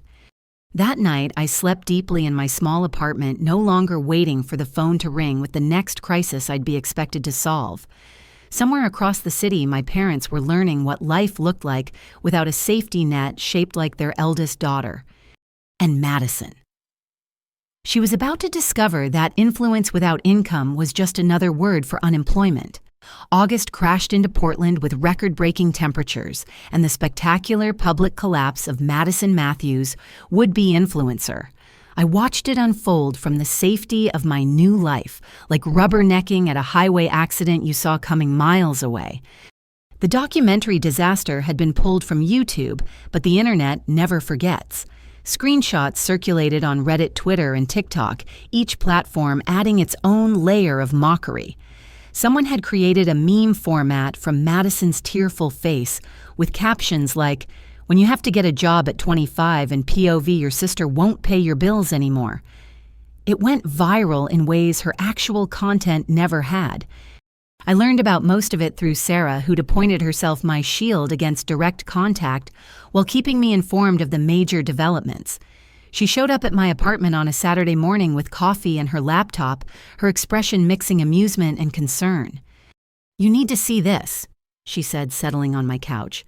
Madison's latest attempt at damage control. The GoFundMe page had been updated.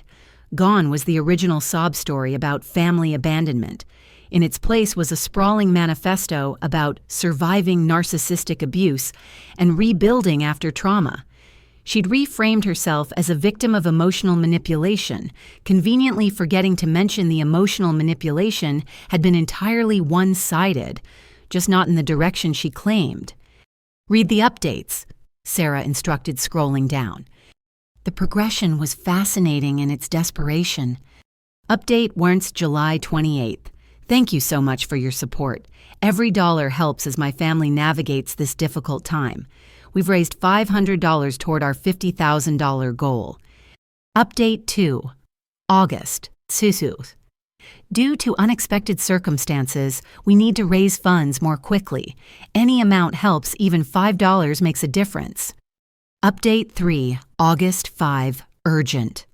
"We have 48 hours before we lose everything. Please share widely." Update for August 8. To those sending hate. "You don't know our story. To supporters, you're angels. Goal adjusted to $30,000. Update 5 August 12th. New goal $10,000, just enough to secure an apartment and basic necessities. The final total raised $847. Her follower count in dollar form. But here's the best part, Sarah said, clicking to another tab. Someone found her LinkedIn. I nearly choked on my coffee. Madison had created a LinkedIn profile, something she'd sworn was for corporate drones just months ago. Her title, CEO and founder at Madison Matthews Lifestyle Brand. CEO of what I managed between coughs. That's not even the best part. Look at her experience. Under her work history, she'd listed social media manager at Self-Employed 2019 present, brand ambassador at various companies, 2018-2019, content creator at YouTube, Instagram, TikTok, 2017 present, creative director at Family Business, 2016-2017. Family business, I read aloud. What family business? I think she means spending your money, Sarah said dryly. Her skills section was a masterpiece of delusion. Influence marketing, brand development, creative strategy, lifestyle curation, authentic storytelling, crisis management. Crisis management, I repeated. She should remove that one. But it was the recommendations that truly stunned. 3 people had actually vouched for her, all fellow influencers with equally phantom careers. Their endorsements read like satire. Madison brings unparalleled creativity to the digital space. Her eye for aesthetic is matched only by her business acumen. A visionary in the lifestyle sector. She actually got interviews, Sarah revealed, clicking to her email screenshots that someone had leaked. 3 companies called her in based on that fiction. The screenshots showed Madison's post-interview meltdowns. The marketing firm wanted me to start entry-level. I have 1,000 followers. Starbucks asked about my availability for morning shifts. Don't they know I'm a content creator? The social media agency wanted references from jobs. What kind of discrimination is this? I stared at the screen, trying to reconcile this person with the sister I'd supported for years. Had she always been this detached from reality, or had our family's enabling created this monster? There's more, Sarah said gently. She started a new TikTok series. The series was called Riches to Rags, a Former Heiress's Story. In it, Madison portrayed herself as someone who'd lost a vast inheritance through family betrayal. The fiction was so elaborate, it bordered on performance art. I used to have everything, she said in one video, sitting in what looked like a public park. A mansion designer, everything a trust fund. Then my toxic sister manipulated my parents into cutting me off. Now I'm rebuilding from nothing. The comments were predictably savage. Heiress, your sister was paying your bills while you played dress-up. Girl, you're not fallen nobility. You're just unemployed. This is what happens when participation trophies grow up. Someone call her sister and apologize. She deserves sainthood for putting up with this. But the real blow came when someone did a deep dive into our family's finances using public records. They posted a detailed breakdown. Parents' house purchased in 1992 for $120,000 worth $600,000 in 2024. Parents' combined income, $65,000 a year from pensions and Social Security. Madison's inheritance if she'd saved the house. One $600,000 property. Madison's actual assets. Whatever fit in her car. June's contributions over 8 years, $347,000. June's inheritance per the will, already received enough. June's actual assets. Whatever she earned and saved after supporting everyone. The math was laid out so starkly that even Madison's most devoted followers couldn't spin it. The heiress narrative collapsed under the weight of actual facts. But wait, Sarah said, barely suppressing laughter. It gets better or worse depending on your perspective. She pulled up a local news article, Portland family loses home after daughter's viral meltdown backfires. The reporter had done actual journalism, interviewing neighbors, reviewing property records, even getting a statement from the bank. The story that emerged wasn't about a heartless daughter abandoning elderly parents, but about a family that had lived beyond their means on one child sacrifice, while grooming another for perpetual dependence. Our former neighbor, Mrs. Chen, was quoted, "June was always working, always exhausted. She'd come by to check on her parents between shifts. Meanwhile, Madison would sunbathe by the pool talking about her career. We all wondered when that girl would get a job." The bank representative was diplomatically brutal. The mortgage hadn't been paid in 3 months. The previous 8 years of payments came from an account not belonging to the homeowners. When that support ended, no alternative payment arrangement was attempted until foreclosure proceedings were well underway. Madison had responded to the article with a 3-part TikTok series that only dug her hole deeper. She accused the reporter of bias, the neighbors of jealousy, and the bank of predatory practices. When someone pointed out that paying your mortgage wasn't predatory but mandatory, she blocked them and turned off comments.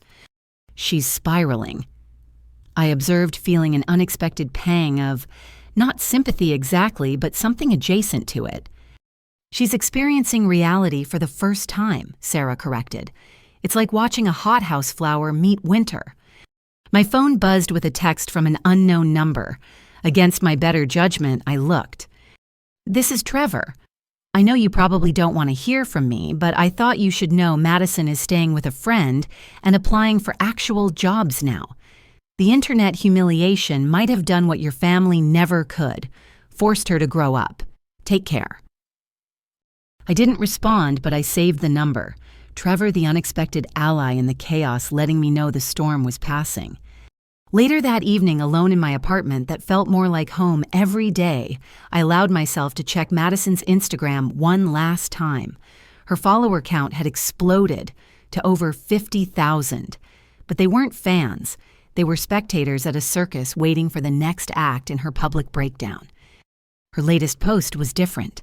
Gone were the ring lights and filters. She sat in someone else's kitchen, no makeup, looking exhausted.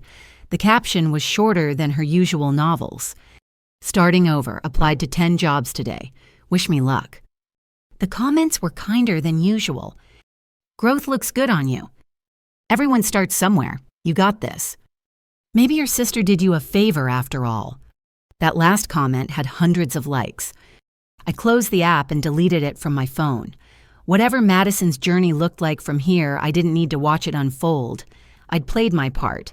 First as enabler, then as enforcer of consequences. Now it was time to be nothing at all to them. Sarah texted later, "How are you feeling about all this?" I thought about it sitting in my small apartment that I paid for with money I earned wearing clothes I bought without guilt, planning a future that didn't include anyone else's crisis. "Free," I texted back. "I feel free." And for the first time since Madison's implosion began, I didn't immediately check to see if she'd posted anything new. Progress came in small steps, and that felt like a big one. The influencer dream was dead. But maybe Madison Matthews would be born from its ashes. Either way, it was no longer my responsibility to watch. My bank account was my own. My time was my own. My life was my own. And Madison, she was about to discover what everyone else already knew. That influence without substance was just noise, and the internet had already moved on to the next main character. Her 15 minutes were up. My life was just beginning. September arrived with an unexpected chill and a certified letter that would change everything. I'd just finished a particularly rewarding shift. We'd successfully treated a premature twin who'd been fighting respiratory issues. When I found the official-looking envelope wedged in my mailbox, the return address made my blood run cold. Internal Revenue Service. My hands trembled as I opened it in my apartment lobby, unable to wait until I reached my unit. The letter was dense with legal language, but the core message was clear: I was being audited. Specifically, the IRS was investigating substantial cash gifts made to my parents over the past 5 years that had been flagged as potentially unreported income. I sank onto the lobby bench, my mind racing. I'd kept meticulous records of every payment, but I'd never considered the tax implications for my parents. Had they been reporting my support as gifts, as income, at all?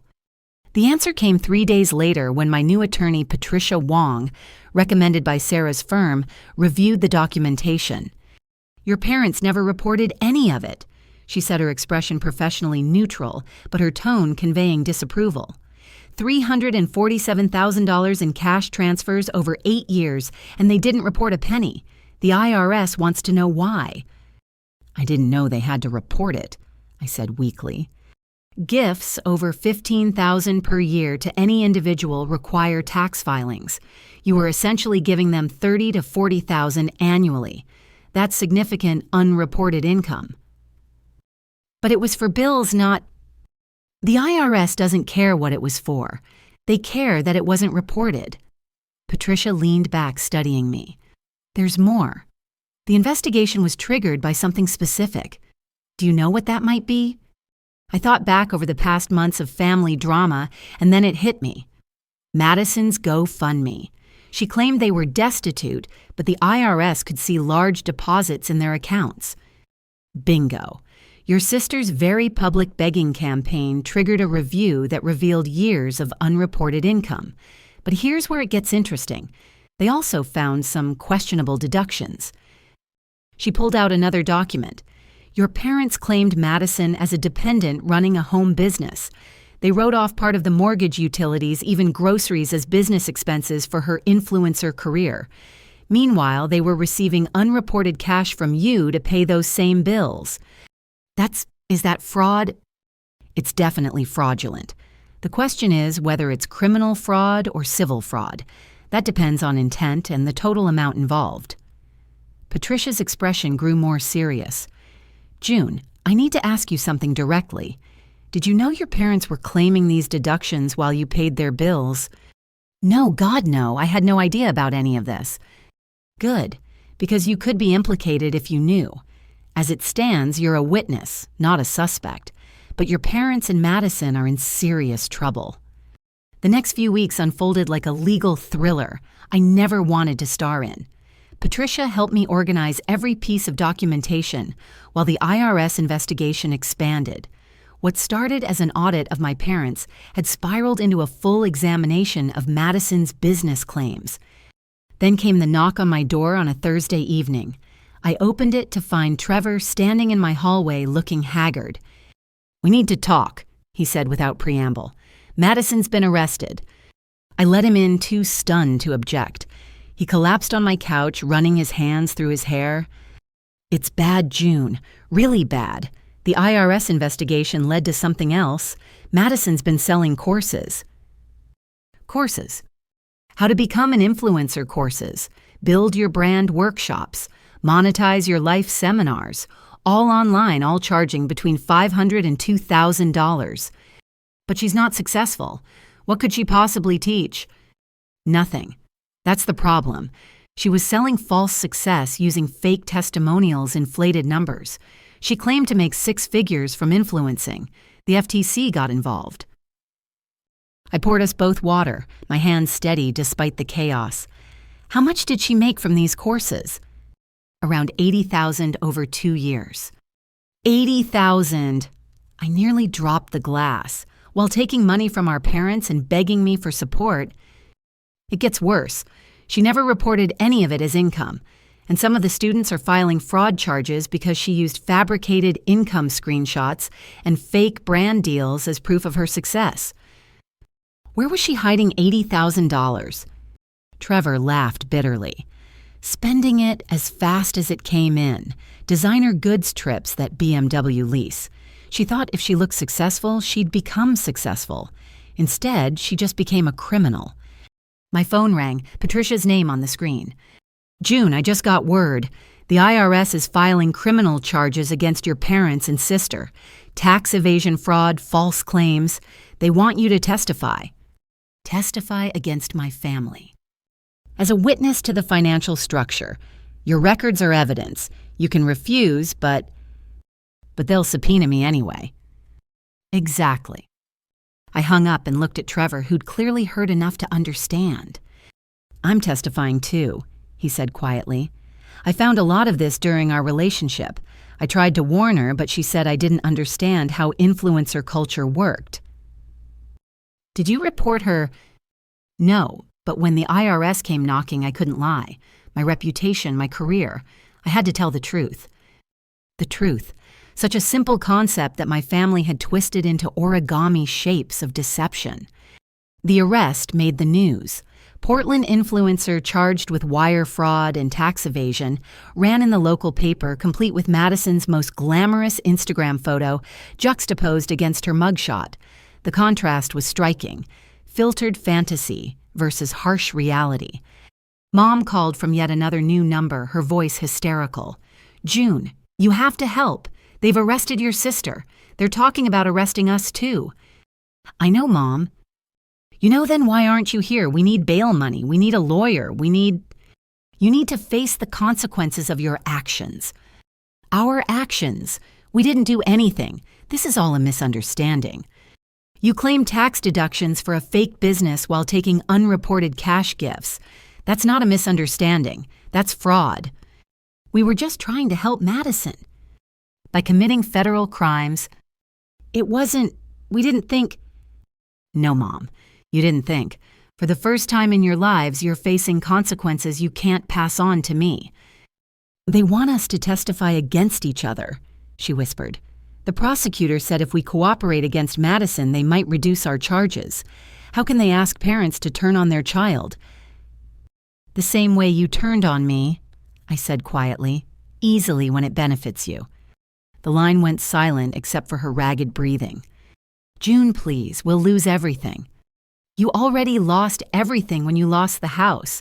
Now you're just losing the illusion that you could avoid responsibility." I hung up before she could respond. Trevor was still on my couch, looking like he'd aged years in months.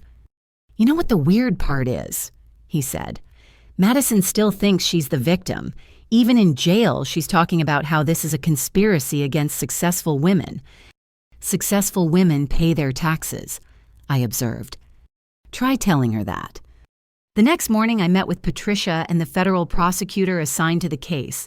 The conference room smelled of burnt coffee and legal pads.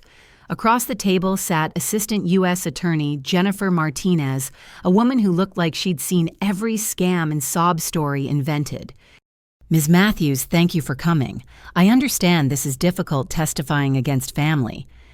"I'm testifying to facts, not against anyone," I clarified. She smiled slightly. "I appreciate that distinction. Your documentation is comprehensive. Did you suspect fraud when you kept such detailed records?" "No. I started tracking everything to understand where my money was going. I never imagined it was funding tax fraud." "Your sister earned approximately $80,000 selling fraudulent courses while simultaneously claiming poverty online and taking money from your parents who were taking money from you. Were you aware of her course business?" "Not until this week." "Your parents claimed deductions totaling nearly $60,000 over 5 years for her business expenses, while that business generated no reported income. They also failed to report $347,000 in gifts from you. Did they ever discuss taxes with you?" "Never. I didn't assume anything. I just paid what they asked." Martinez nodded, making notes. "Your testimony will establish the money trail. We're not pursuing charges against you. You're clearly a victim here. But we need you to confirm the transfers and their stated purposes. What are they facing prison? Your parents, probably probation and massive fines if they cooperate. Your sister is looking at 5 to 7 years. Wire fraud is serious, especially crossing state lines with online courses." 5 to 7 years. Madison, who'd never worked a day, facing years in federal prison? "There's one more thing," Martinez added.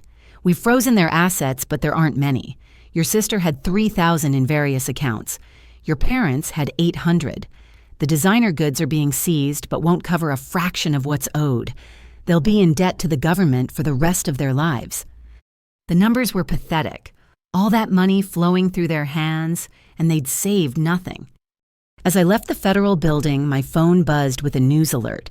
Someone had leaked Madison's arrest video. She was screaming about discrimination, demanding to speak to her followers, insisting this was all a mistake. The officers looked tired as they guided her into the squad car. Her designer outfit wrinkled her influence, evaporating with each frame. The comments were merciless but oddly supportive of me.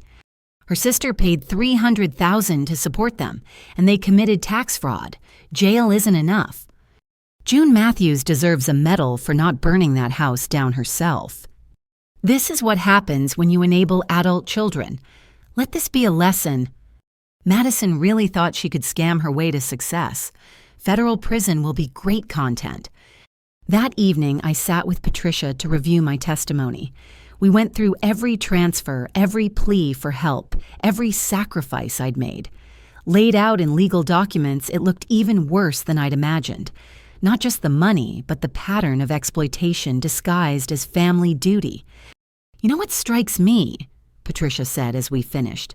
"You never asked them for anything. In 8 years of supporting them, did you ever ask for help?" I thought about it. Once. When my car broke down in 2019, I asked if I could borrow theirs for a week. They said Madison needed it for a networking event that turned out to be brunch with friends. Patricia shook her head. "And you still kept paying?" "They're my parents." "No," she corrected. "They're people who happen to raise you. Parents don't do this to their children." As I drove home, I passed the courthouse where Madison was being held pending bail. Part of me wanted to visit to see if any recognition of reality had finally penetrated her delusions. But I kept driving. That impulse to save, to fix, to provide, it was what got me here in the first place. My phone rang as I parked. Aunt Linda again. "June, how could you testifying against your own family?" "I'm testifying to the truth, Aunt Linda. If that's against them, what does that say?" "It says you're bitter about the will and getting revenge." "The will has nothing to do with tax fraud. They did this to themselves." "Madison's in jail. Your parents are going to be arrested. This is destroying our family." "Our family was destroyed long before this. We just decorated the corpse and called it love." I hung up and blocked her number 2. My family tree was getting pruned down to nothing but dead branches needed cutting. Inside my apartment, I made dinner and ate in peaceful silence. Tomorrow would bring more drama. Parents' arrests, Madison's bail hearing extended family choosing sides. But tonight, I sat with the strange comfort of truth, finally being told even if it had taken federal prosecutors to drag it into the light. My phone buzzed with one final text from an unknown number. "This is your father. I hope you're satisfied. Your mother had a panic attack when they served the warrant. Your sister is in jail.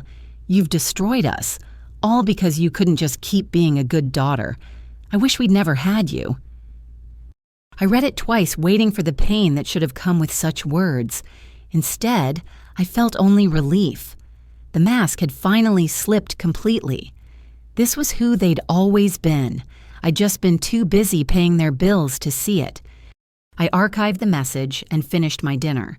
Tomorrow, I'd testify to the truth of what being a good daughter had cost me. But tonight, I was just June eating a quiet meal in an apartment paid for with money no one could claim but me. The law had finally caught up with the Matthews family. Justice might be blind, but she could still count, and the numbers never lied. The federal courthouse in downtown Portland had never felt more imposing than on that gray October morning when I arrived to testify. My new life had developed a rhythm, work therapy, quiet evenings without crisis calls, but today dragged me back into the chaos I'd tried to leave behind. Patricia met me at the security checkpoint, her presence steady and professional. "Ready for this?" "Do I have a choice?" "You always have a choice, but the subpoena makes one option significantly less pleasant." Inside courtroom 4B, my family sat at separate defendant tables, like a fractured portrait. Mom and Dad with their court-appointed attorney looking smaller than I'd ever seen them. Madison at her own table with a lawyer who'd probably been paid with the last of her hidden course money, her influencer glow replaced by federal defendant pallor. They'd all been arrested 2 weeks after Madison, their mugshots making the rounds on social media with cruel efficiency. The Matthews family fraud had become a cautionary tale, dissected in YouTube videos and Reddit threads. Someone had even started selling T-shirts I supported my family and all I got was audited. I took my place at the witness stand, avoiding eye contact with any of them. The prosecutor, Jennifer Martinez, approached with a folder thick with evidence. State your name for the record. June Elizabeth Matthews. Ms. Matthews, what is your relationship to the defendants? Catherine and Howard Matthews are my parents. Madison Matthews is my younger sister. Can you describe your financial relationship with your family over the past 8 years? And so I did. Every payment, every sacrifice, every request framed as emergency. The Christmas money that went to Madison's business investments. The vacation fund drained for Dad's fake cardiac episode. The promotion celebration that became a renovation planning session. Did you ever receive anything in return for this support? Martinez asked. No, well, I paused, remembering. They gave me a photo album for my birthday. It was filled with pictures of me helping them. Someone in the gallery actually gasped. Did your parents ever discuss how they reported this financial support to the IRS? Never, I assumed. I didn't think about it. I was just trying to help. Let me direct your attention to Exhibit 47. The screen showed a tax return. This is your parents' 2019 filing. Do you see where they claimed Madison's bedroom as a home office? Yes. And were you paying the mortgage that year? Yes, $2,400 monthly. So they claimed deductions on a property you were paying for, apparently. Madison's lawyer objected but was overruled. The evidence was clear. Now, regarding your sister's business ventures, were you aware she was selling online courses? Not until recently. She always claimed she was building her brand needed time to monetize. I believed her. Martinez pulled up screenshots of Madison's course website. The landing page promised to teach students how to make 6 figures as an influencer, with testimonials from people who didn't exist and income screenshots that had been doctored. Did your sister ever make 6 figures as an influencer? According to bank records, she made less than $3,000 from legitimate sponsorships over 4 years. Yet she was selling courses claiming expertise she didn't have. Yes. And living a lifestyle funded by my parents, who were funded by me. The cross-examination from my parents' attorney was brutal but ineffective. He tried to paint me as bitter about the will, vengeful about being excluded. But the numbers spoke louder than any motivation he could assign. Isn't it true you're angry about inheriting nothing? I inherited nothing after giving everything. The anger seems justified. So this is revenge. This is truth. If truth feels like revenge to them, what does that say? Madison's attorney took a different approach, trying to establish that I'd enabled the fraud by continuing to pay despite knowing about their lifestyle. You saw your sister's designer goods, her trips, her BMW. Why did you keep giving money? Because my parents said they needed it for necessities. I trusted them. For 8 years, yes, that's what family does, or what I thought family did. And when did you stop trusting them? I thought about it. When I read the will stating I'd already received enough, that's when I realized I wasn't family to them. I was a resource. During a break, I made the mistake of going to the bathroom at the same time as Madison. She cornered me by the sinks, her eyes wild. How could you do this to us? To me, I'm facing prison, June, real prison. You committed real fraud, Madison. It was just marketing. Everyone exaggerates online. Exaggeration isn't using Photoshop to fake income. It isn't selling courses based on success you never achieved. That's fraud. I was building something. You never understood my vision. Your vision required my money and federal crimes. Maybe the problem isn't my understanding. She grabbed my arm as I tried to leave. They're saying 5 years minimum, 5 years. Do you know what that'll do to my follower count? I stared at her, genuinely amazed. You're facing federal prison and you're worried about followers. It's my career. Your career is why you're here. The bathroom door opened and a marshal looked in. "Everything okay here?" "Fine," I said, pulling free, "just explaining reality to someone who's never met it." The afternoon brought more evidence. Spreadsheets showing the money flow, Madison's course materials which were largely plagiarized from actual successful influencers, parents' tax returns claiming business losses for a business that existed only in Madison's imagination. But the most damaging testimony came from someone unexpected, Trevor. He took the stand in an impeccable suit, every inch the forensic accountant. His testimony was clinical, devastating. He documented everything during their relationship, initially thinking he was helping her legitimize her business. "I discovered she was selling courses while receiving family support and government benefits she wasn't entitled to," he stated.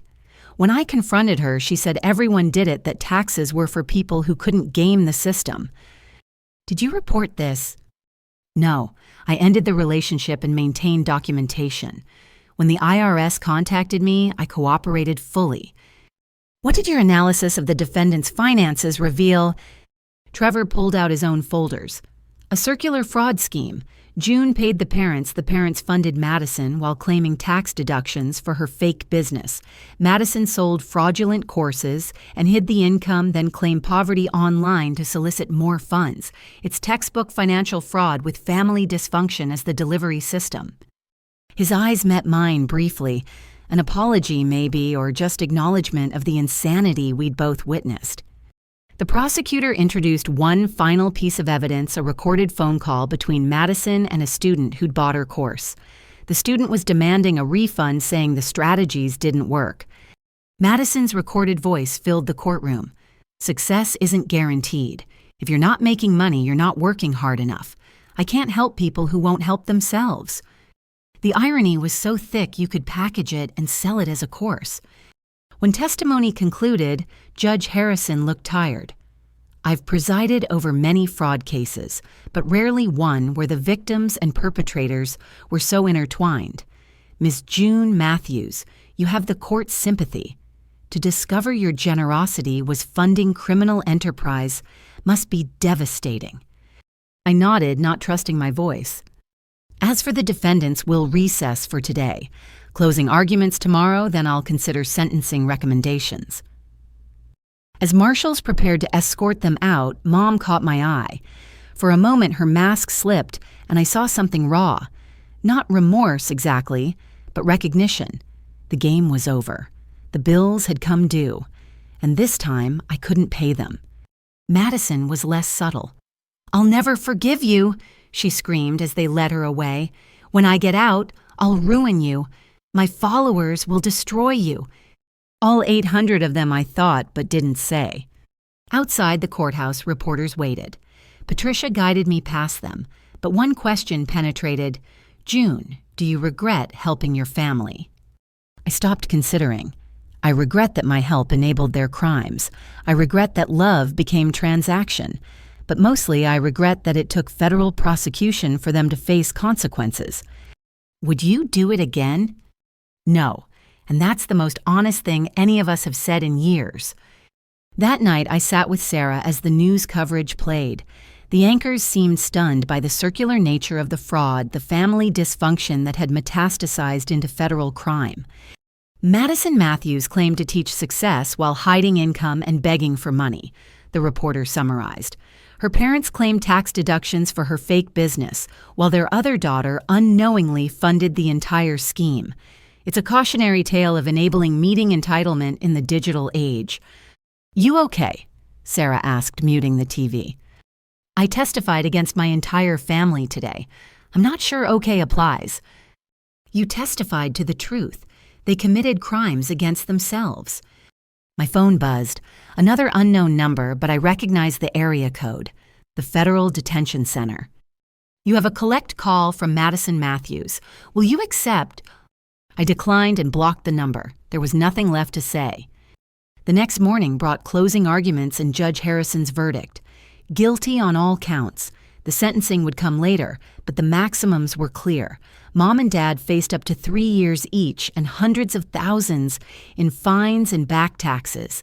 Madison faced up to 7 years for wire fraud, tax evasion, and false claims. As they led my family away in handcuffs, Madison turned one last time. No screaming now, just a look of pure disbelief. Even then, even convicted and facing prison, she couldn't understand how her influencer empire built on lies, and my money had collapsed. I left the courthouse for the last time, Patricia beside me. "What now?" she asked. "Now I live my life, the one I should have been living all along. Any regrets?"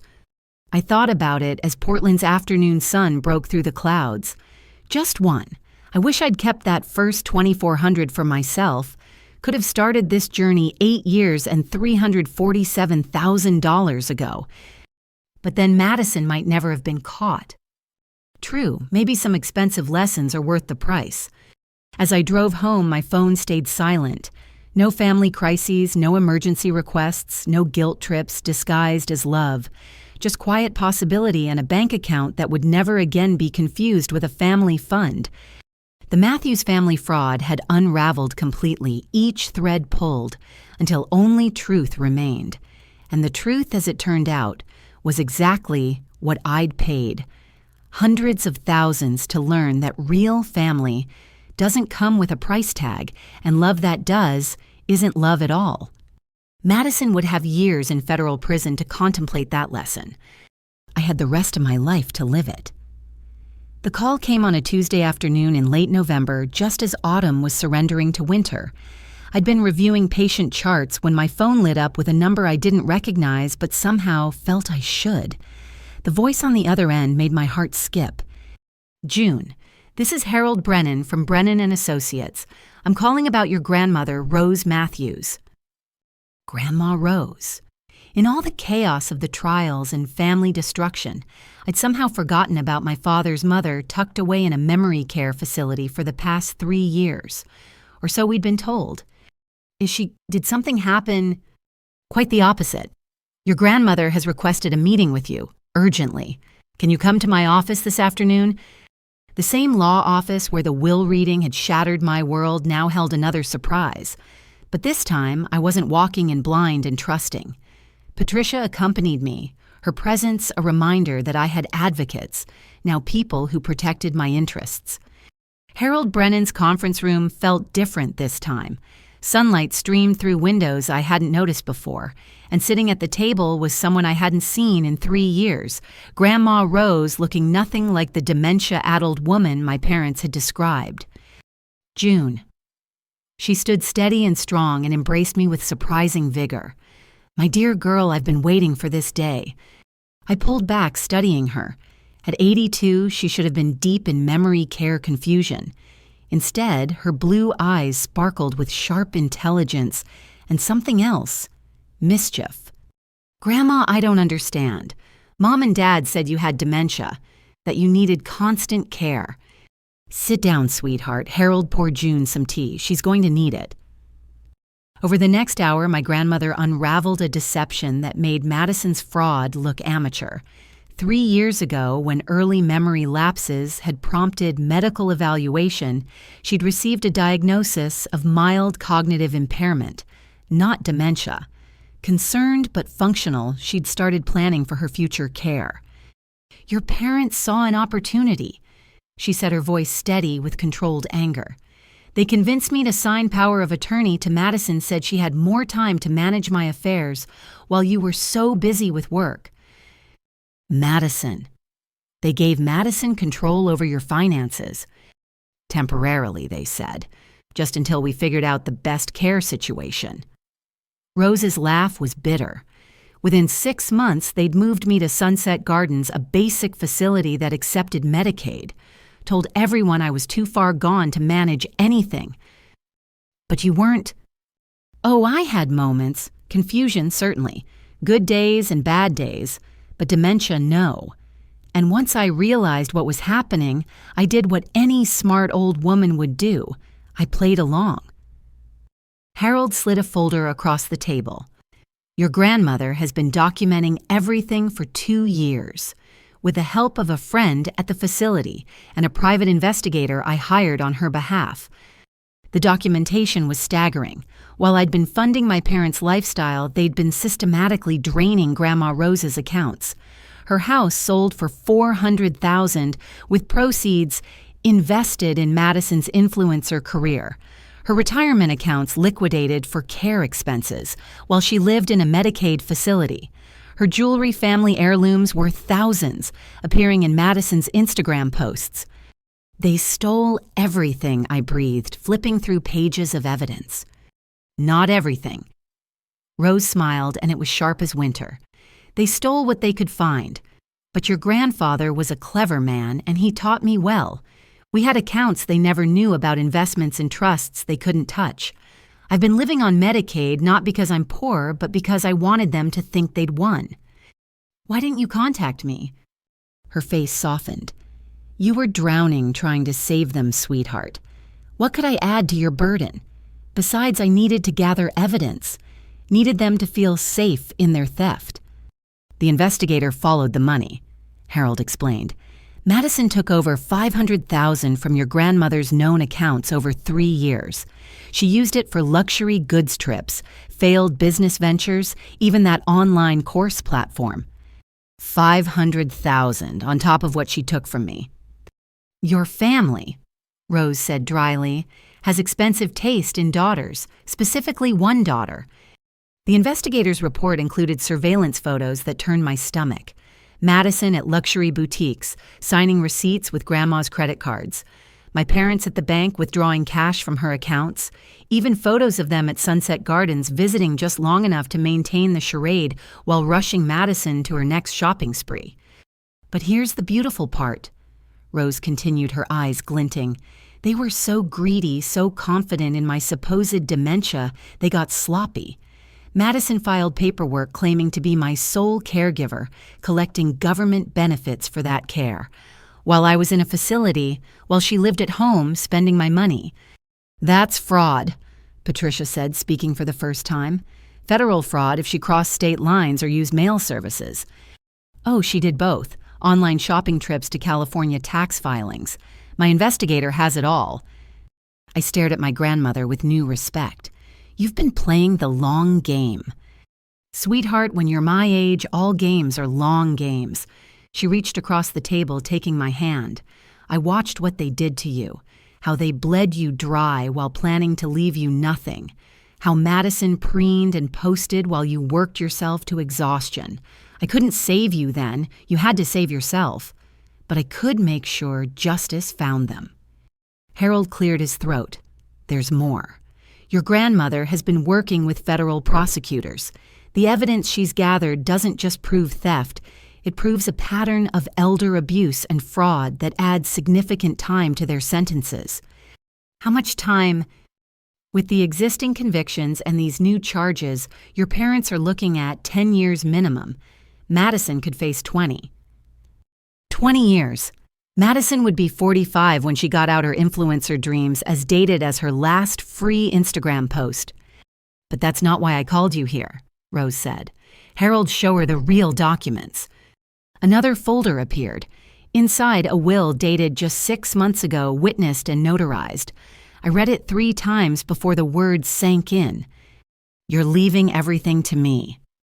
$2 million in assets they never found, plus whatever we recover from their theft. The house in Bend your grandfather loved. The investment accounts they couldn't touch. All yours. Grandma, I can't. You can, and you will. You're the only real family I have left. The only one who loved without a price tag. Her voice grew fierce. They stole from both of us, June. But we're not victims. We're survivors. And survivors get to write the ending. The next morning, federal marshals arrested my family again. The charges were a symphony of legal consequences: elder abuse, financial exploitation, mail fraud, wire fraud, false claims for caregiver benefits. The investigation I'd triggered had been a creek.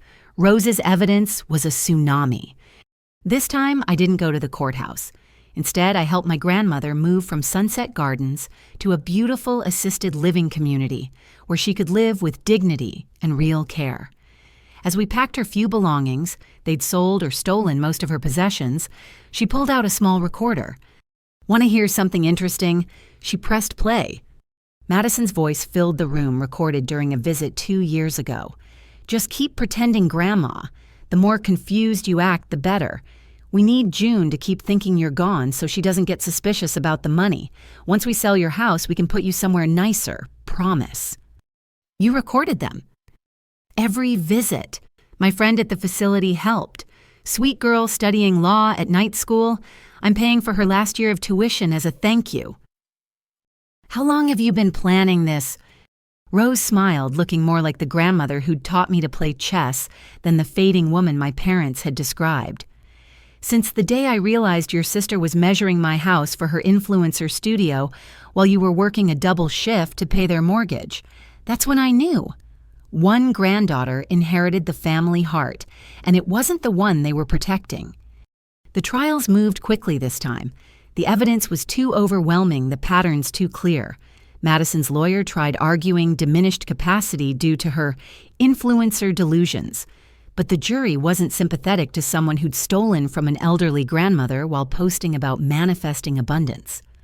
The sentencing made national news. Influencer sentenced to 22 years for elder abuse and fraud became the headline that ended Madison's online presence forever. My parents each got 12 years, their golden years, now iron barred. But the real justice came in the victim impact statements. Rose, sharp as ever at 82, stood before the court in a St. John suit they'd never known she still owned. My son and his wife convinced me I was losing my mind while they stole my life savings. My granddaughter Madison took my husband's legacy and turned it into designer handbags and failed business schemes. They left me in a Medicaid facility eating pureed food while they dined on my dime.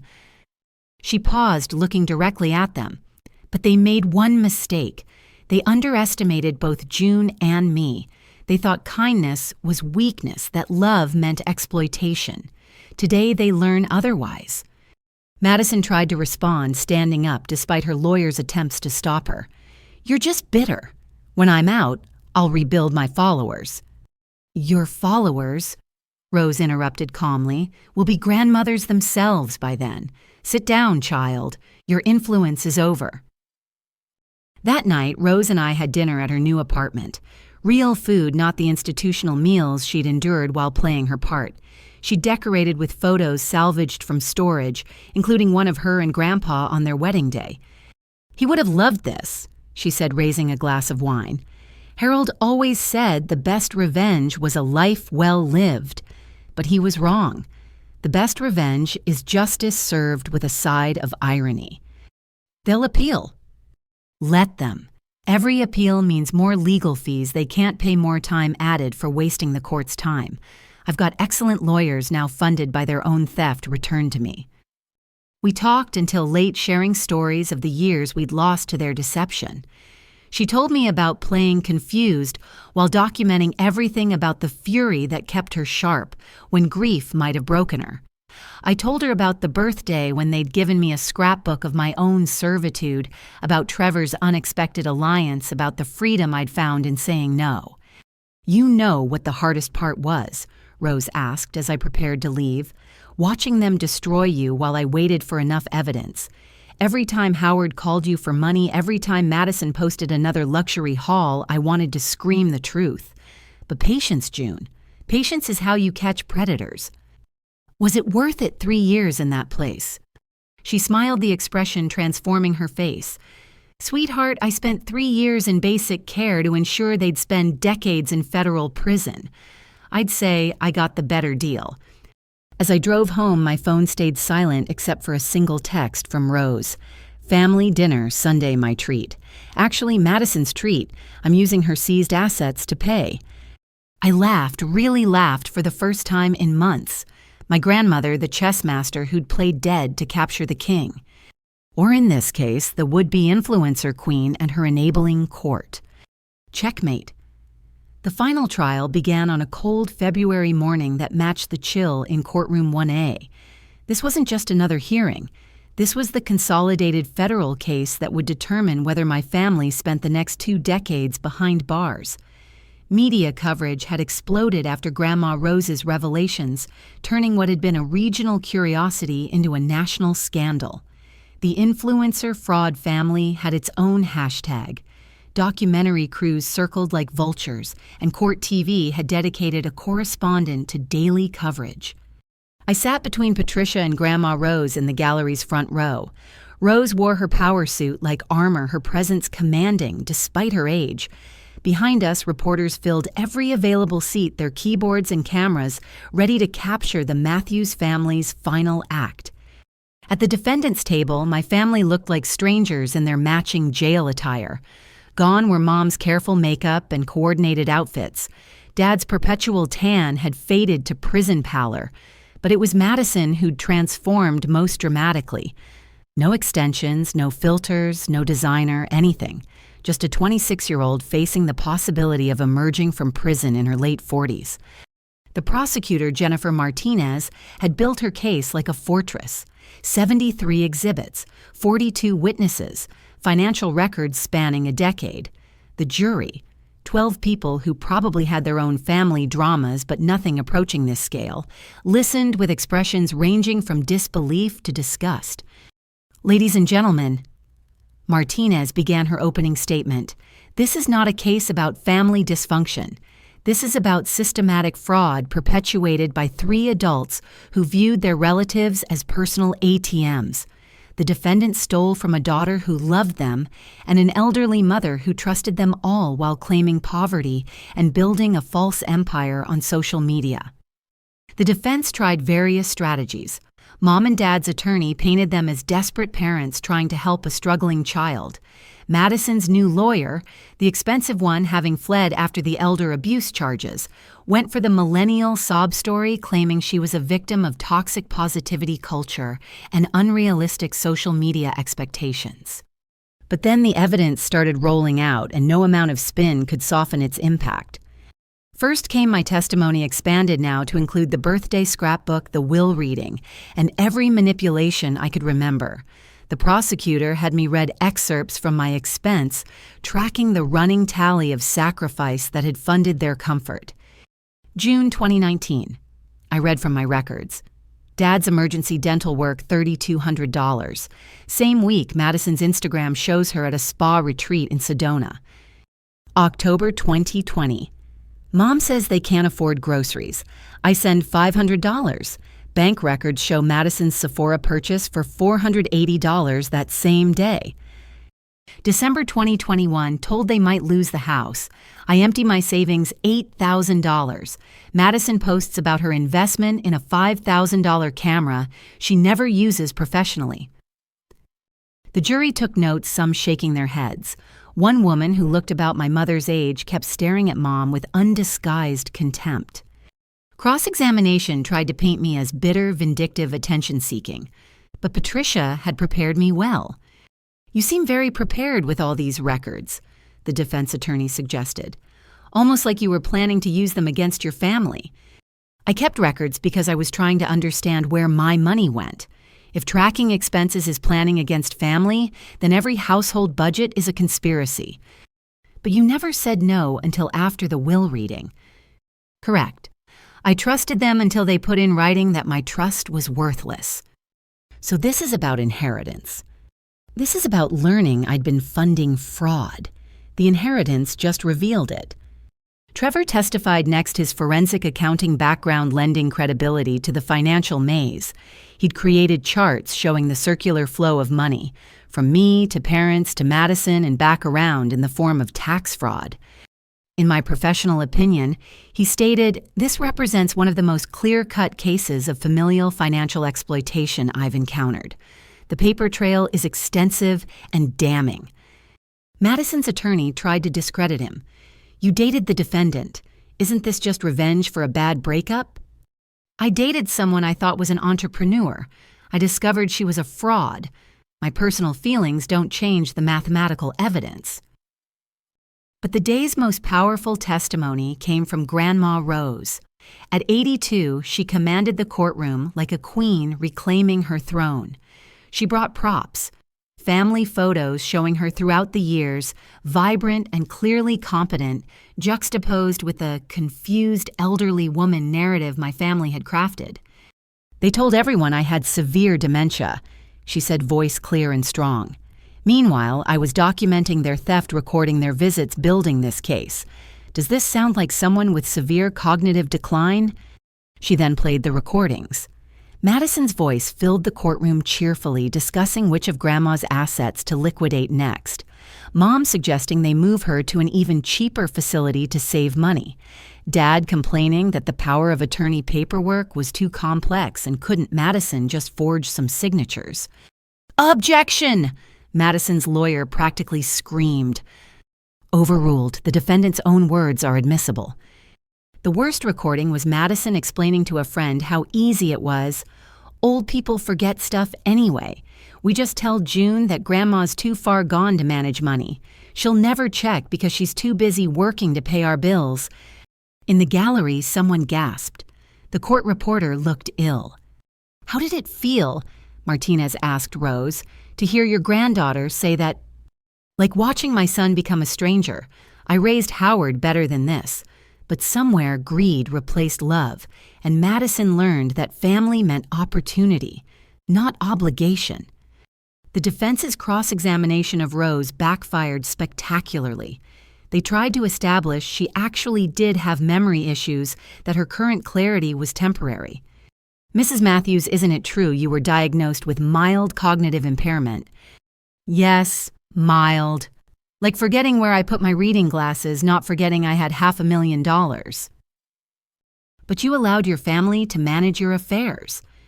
Under false pretenses. They said it was temporary. 3 years and $500,000 later, I'd say they lied.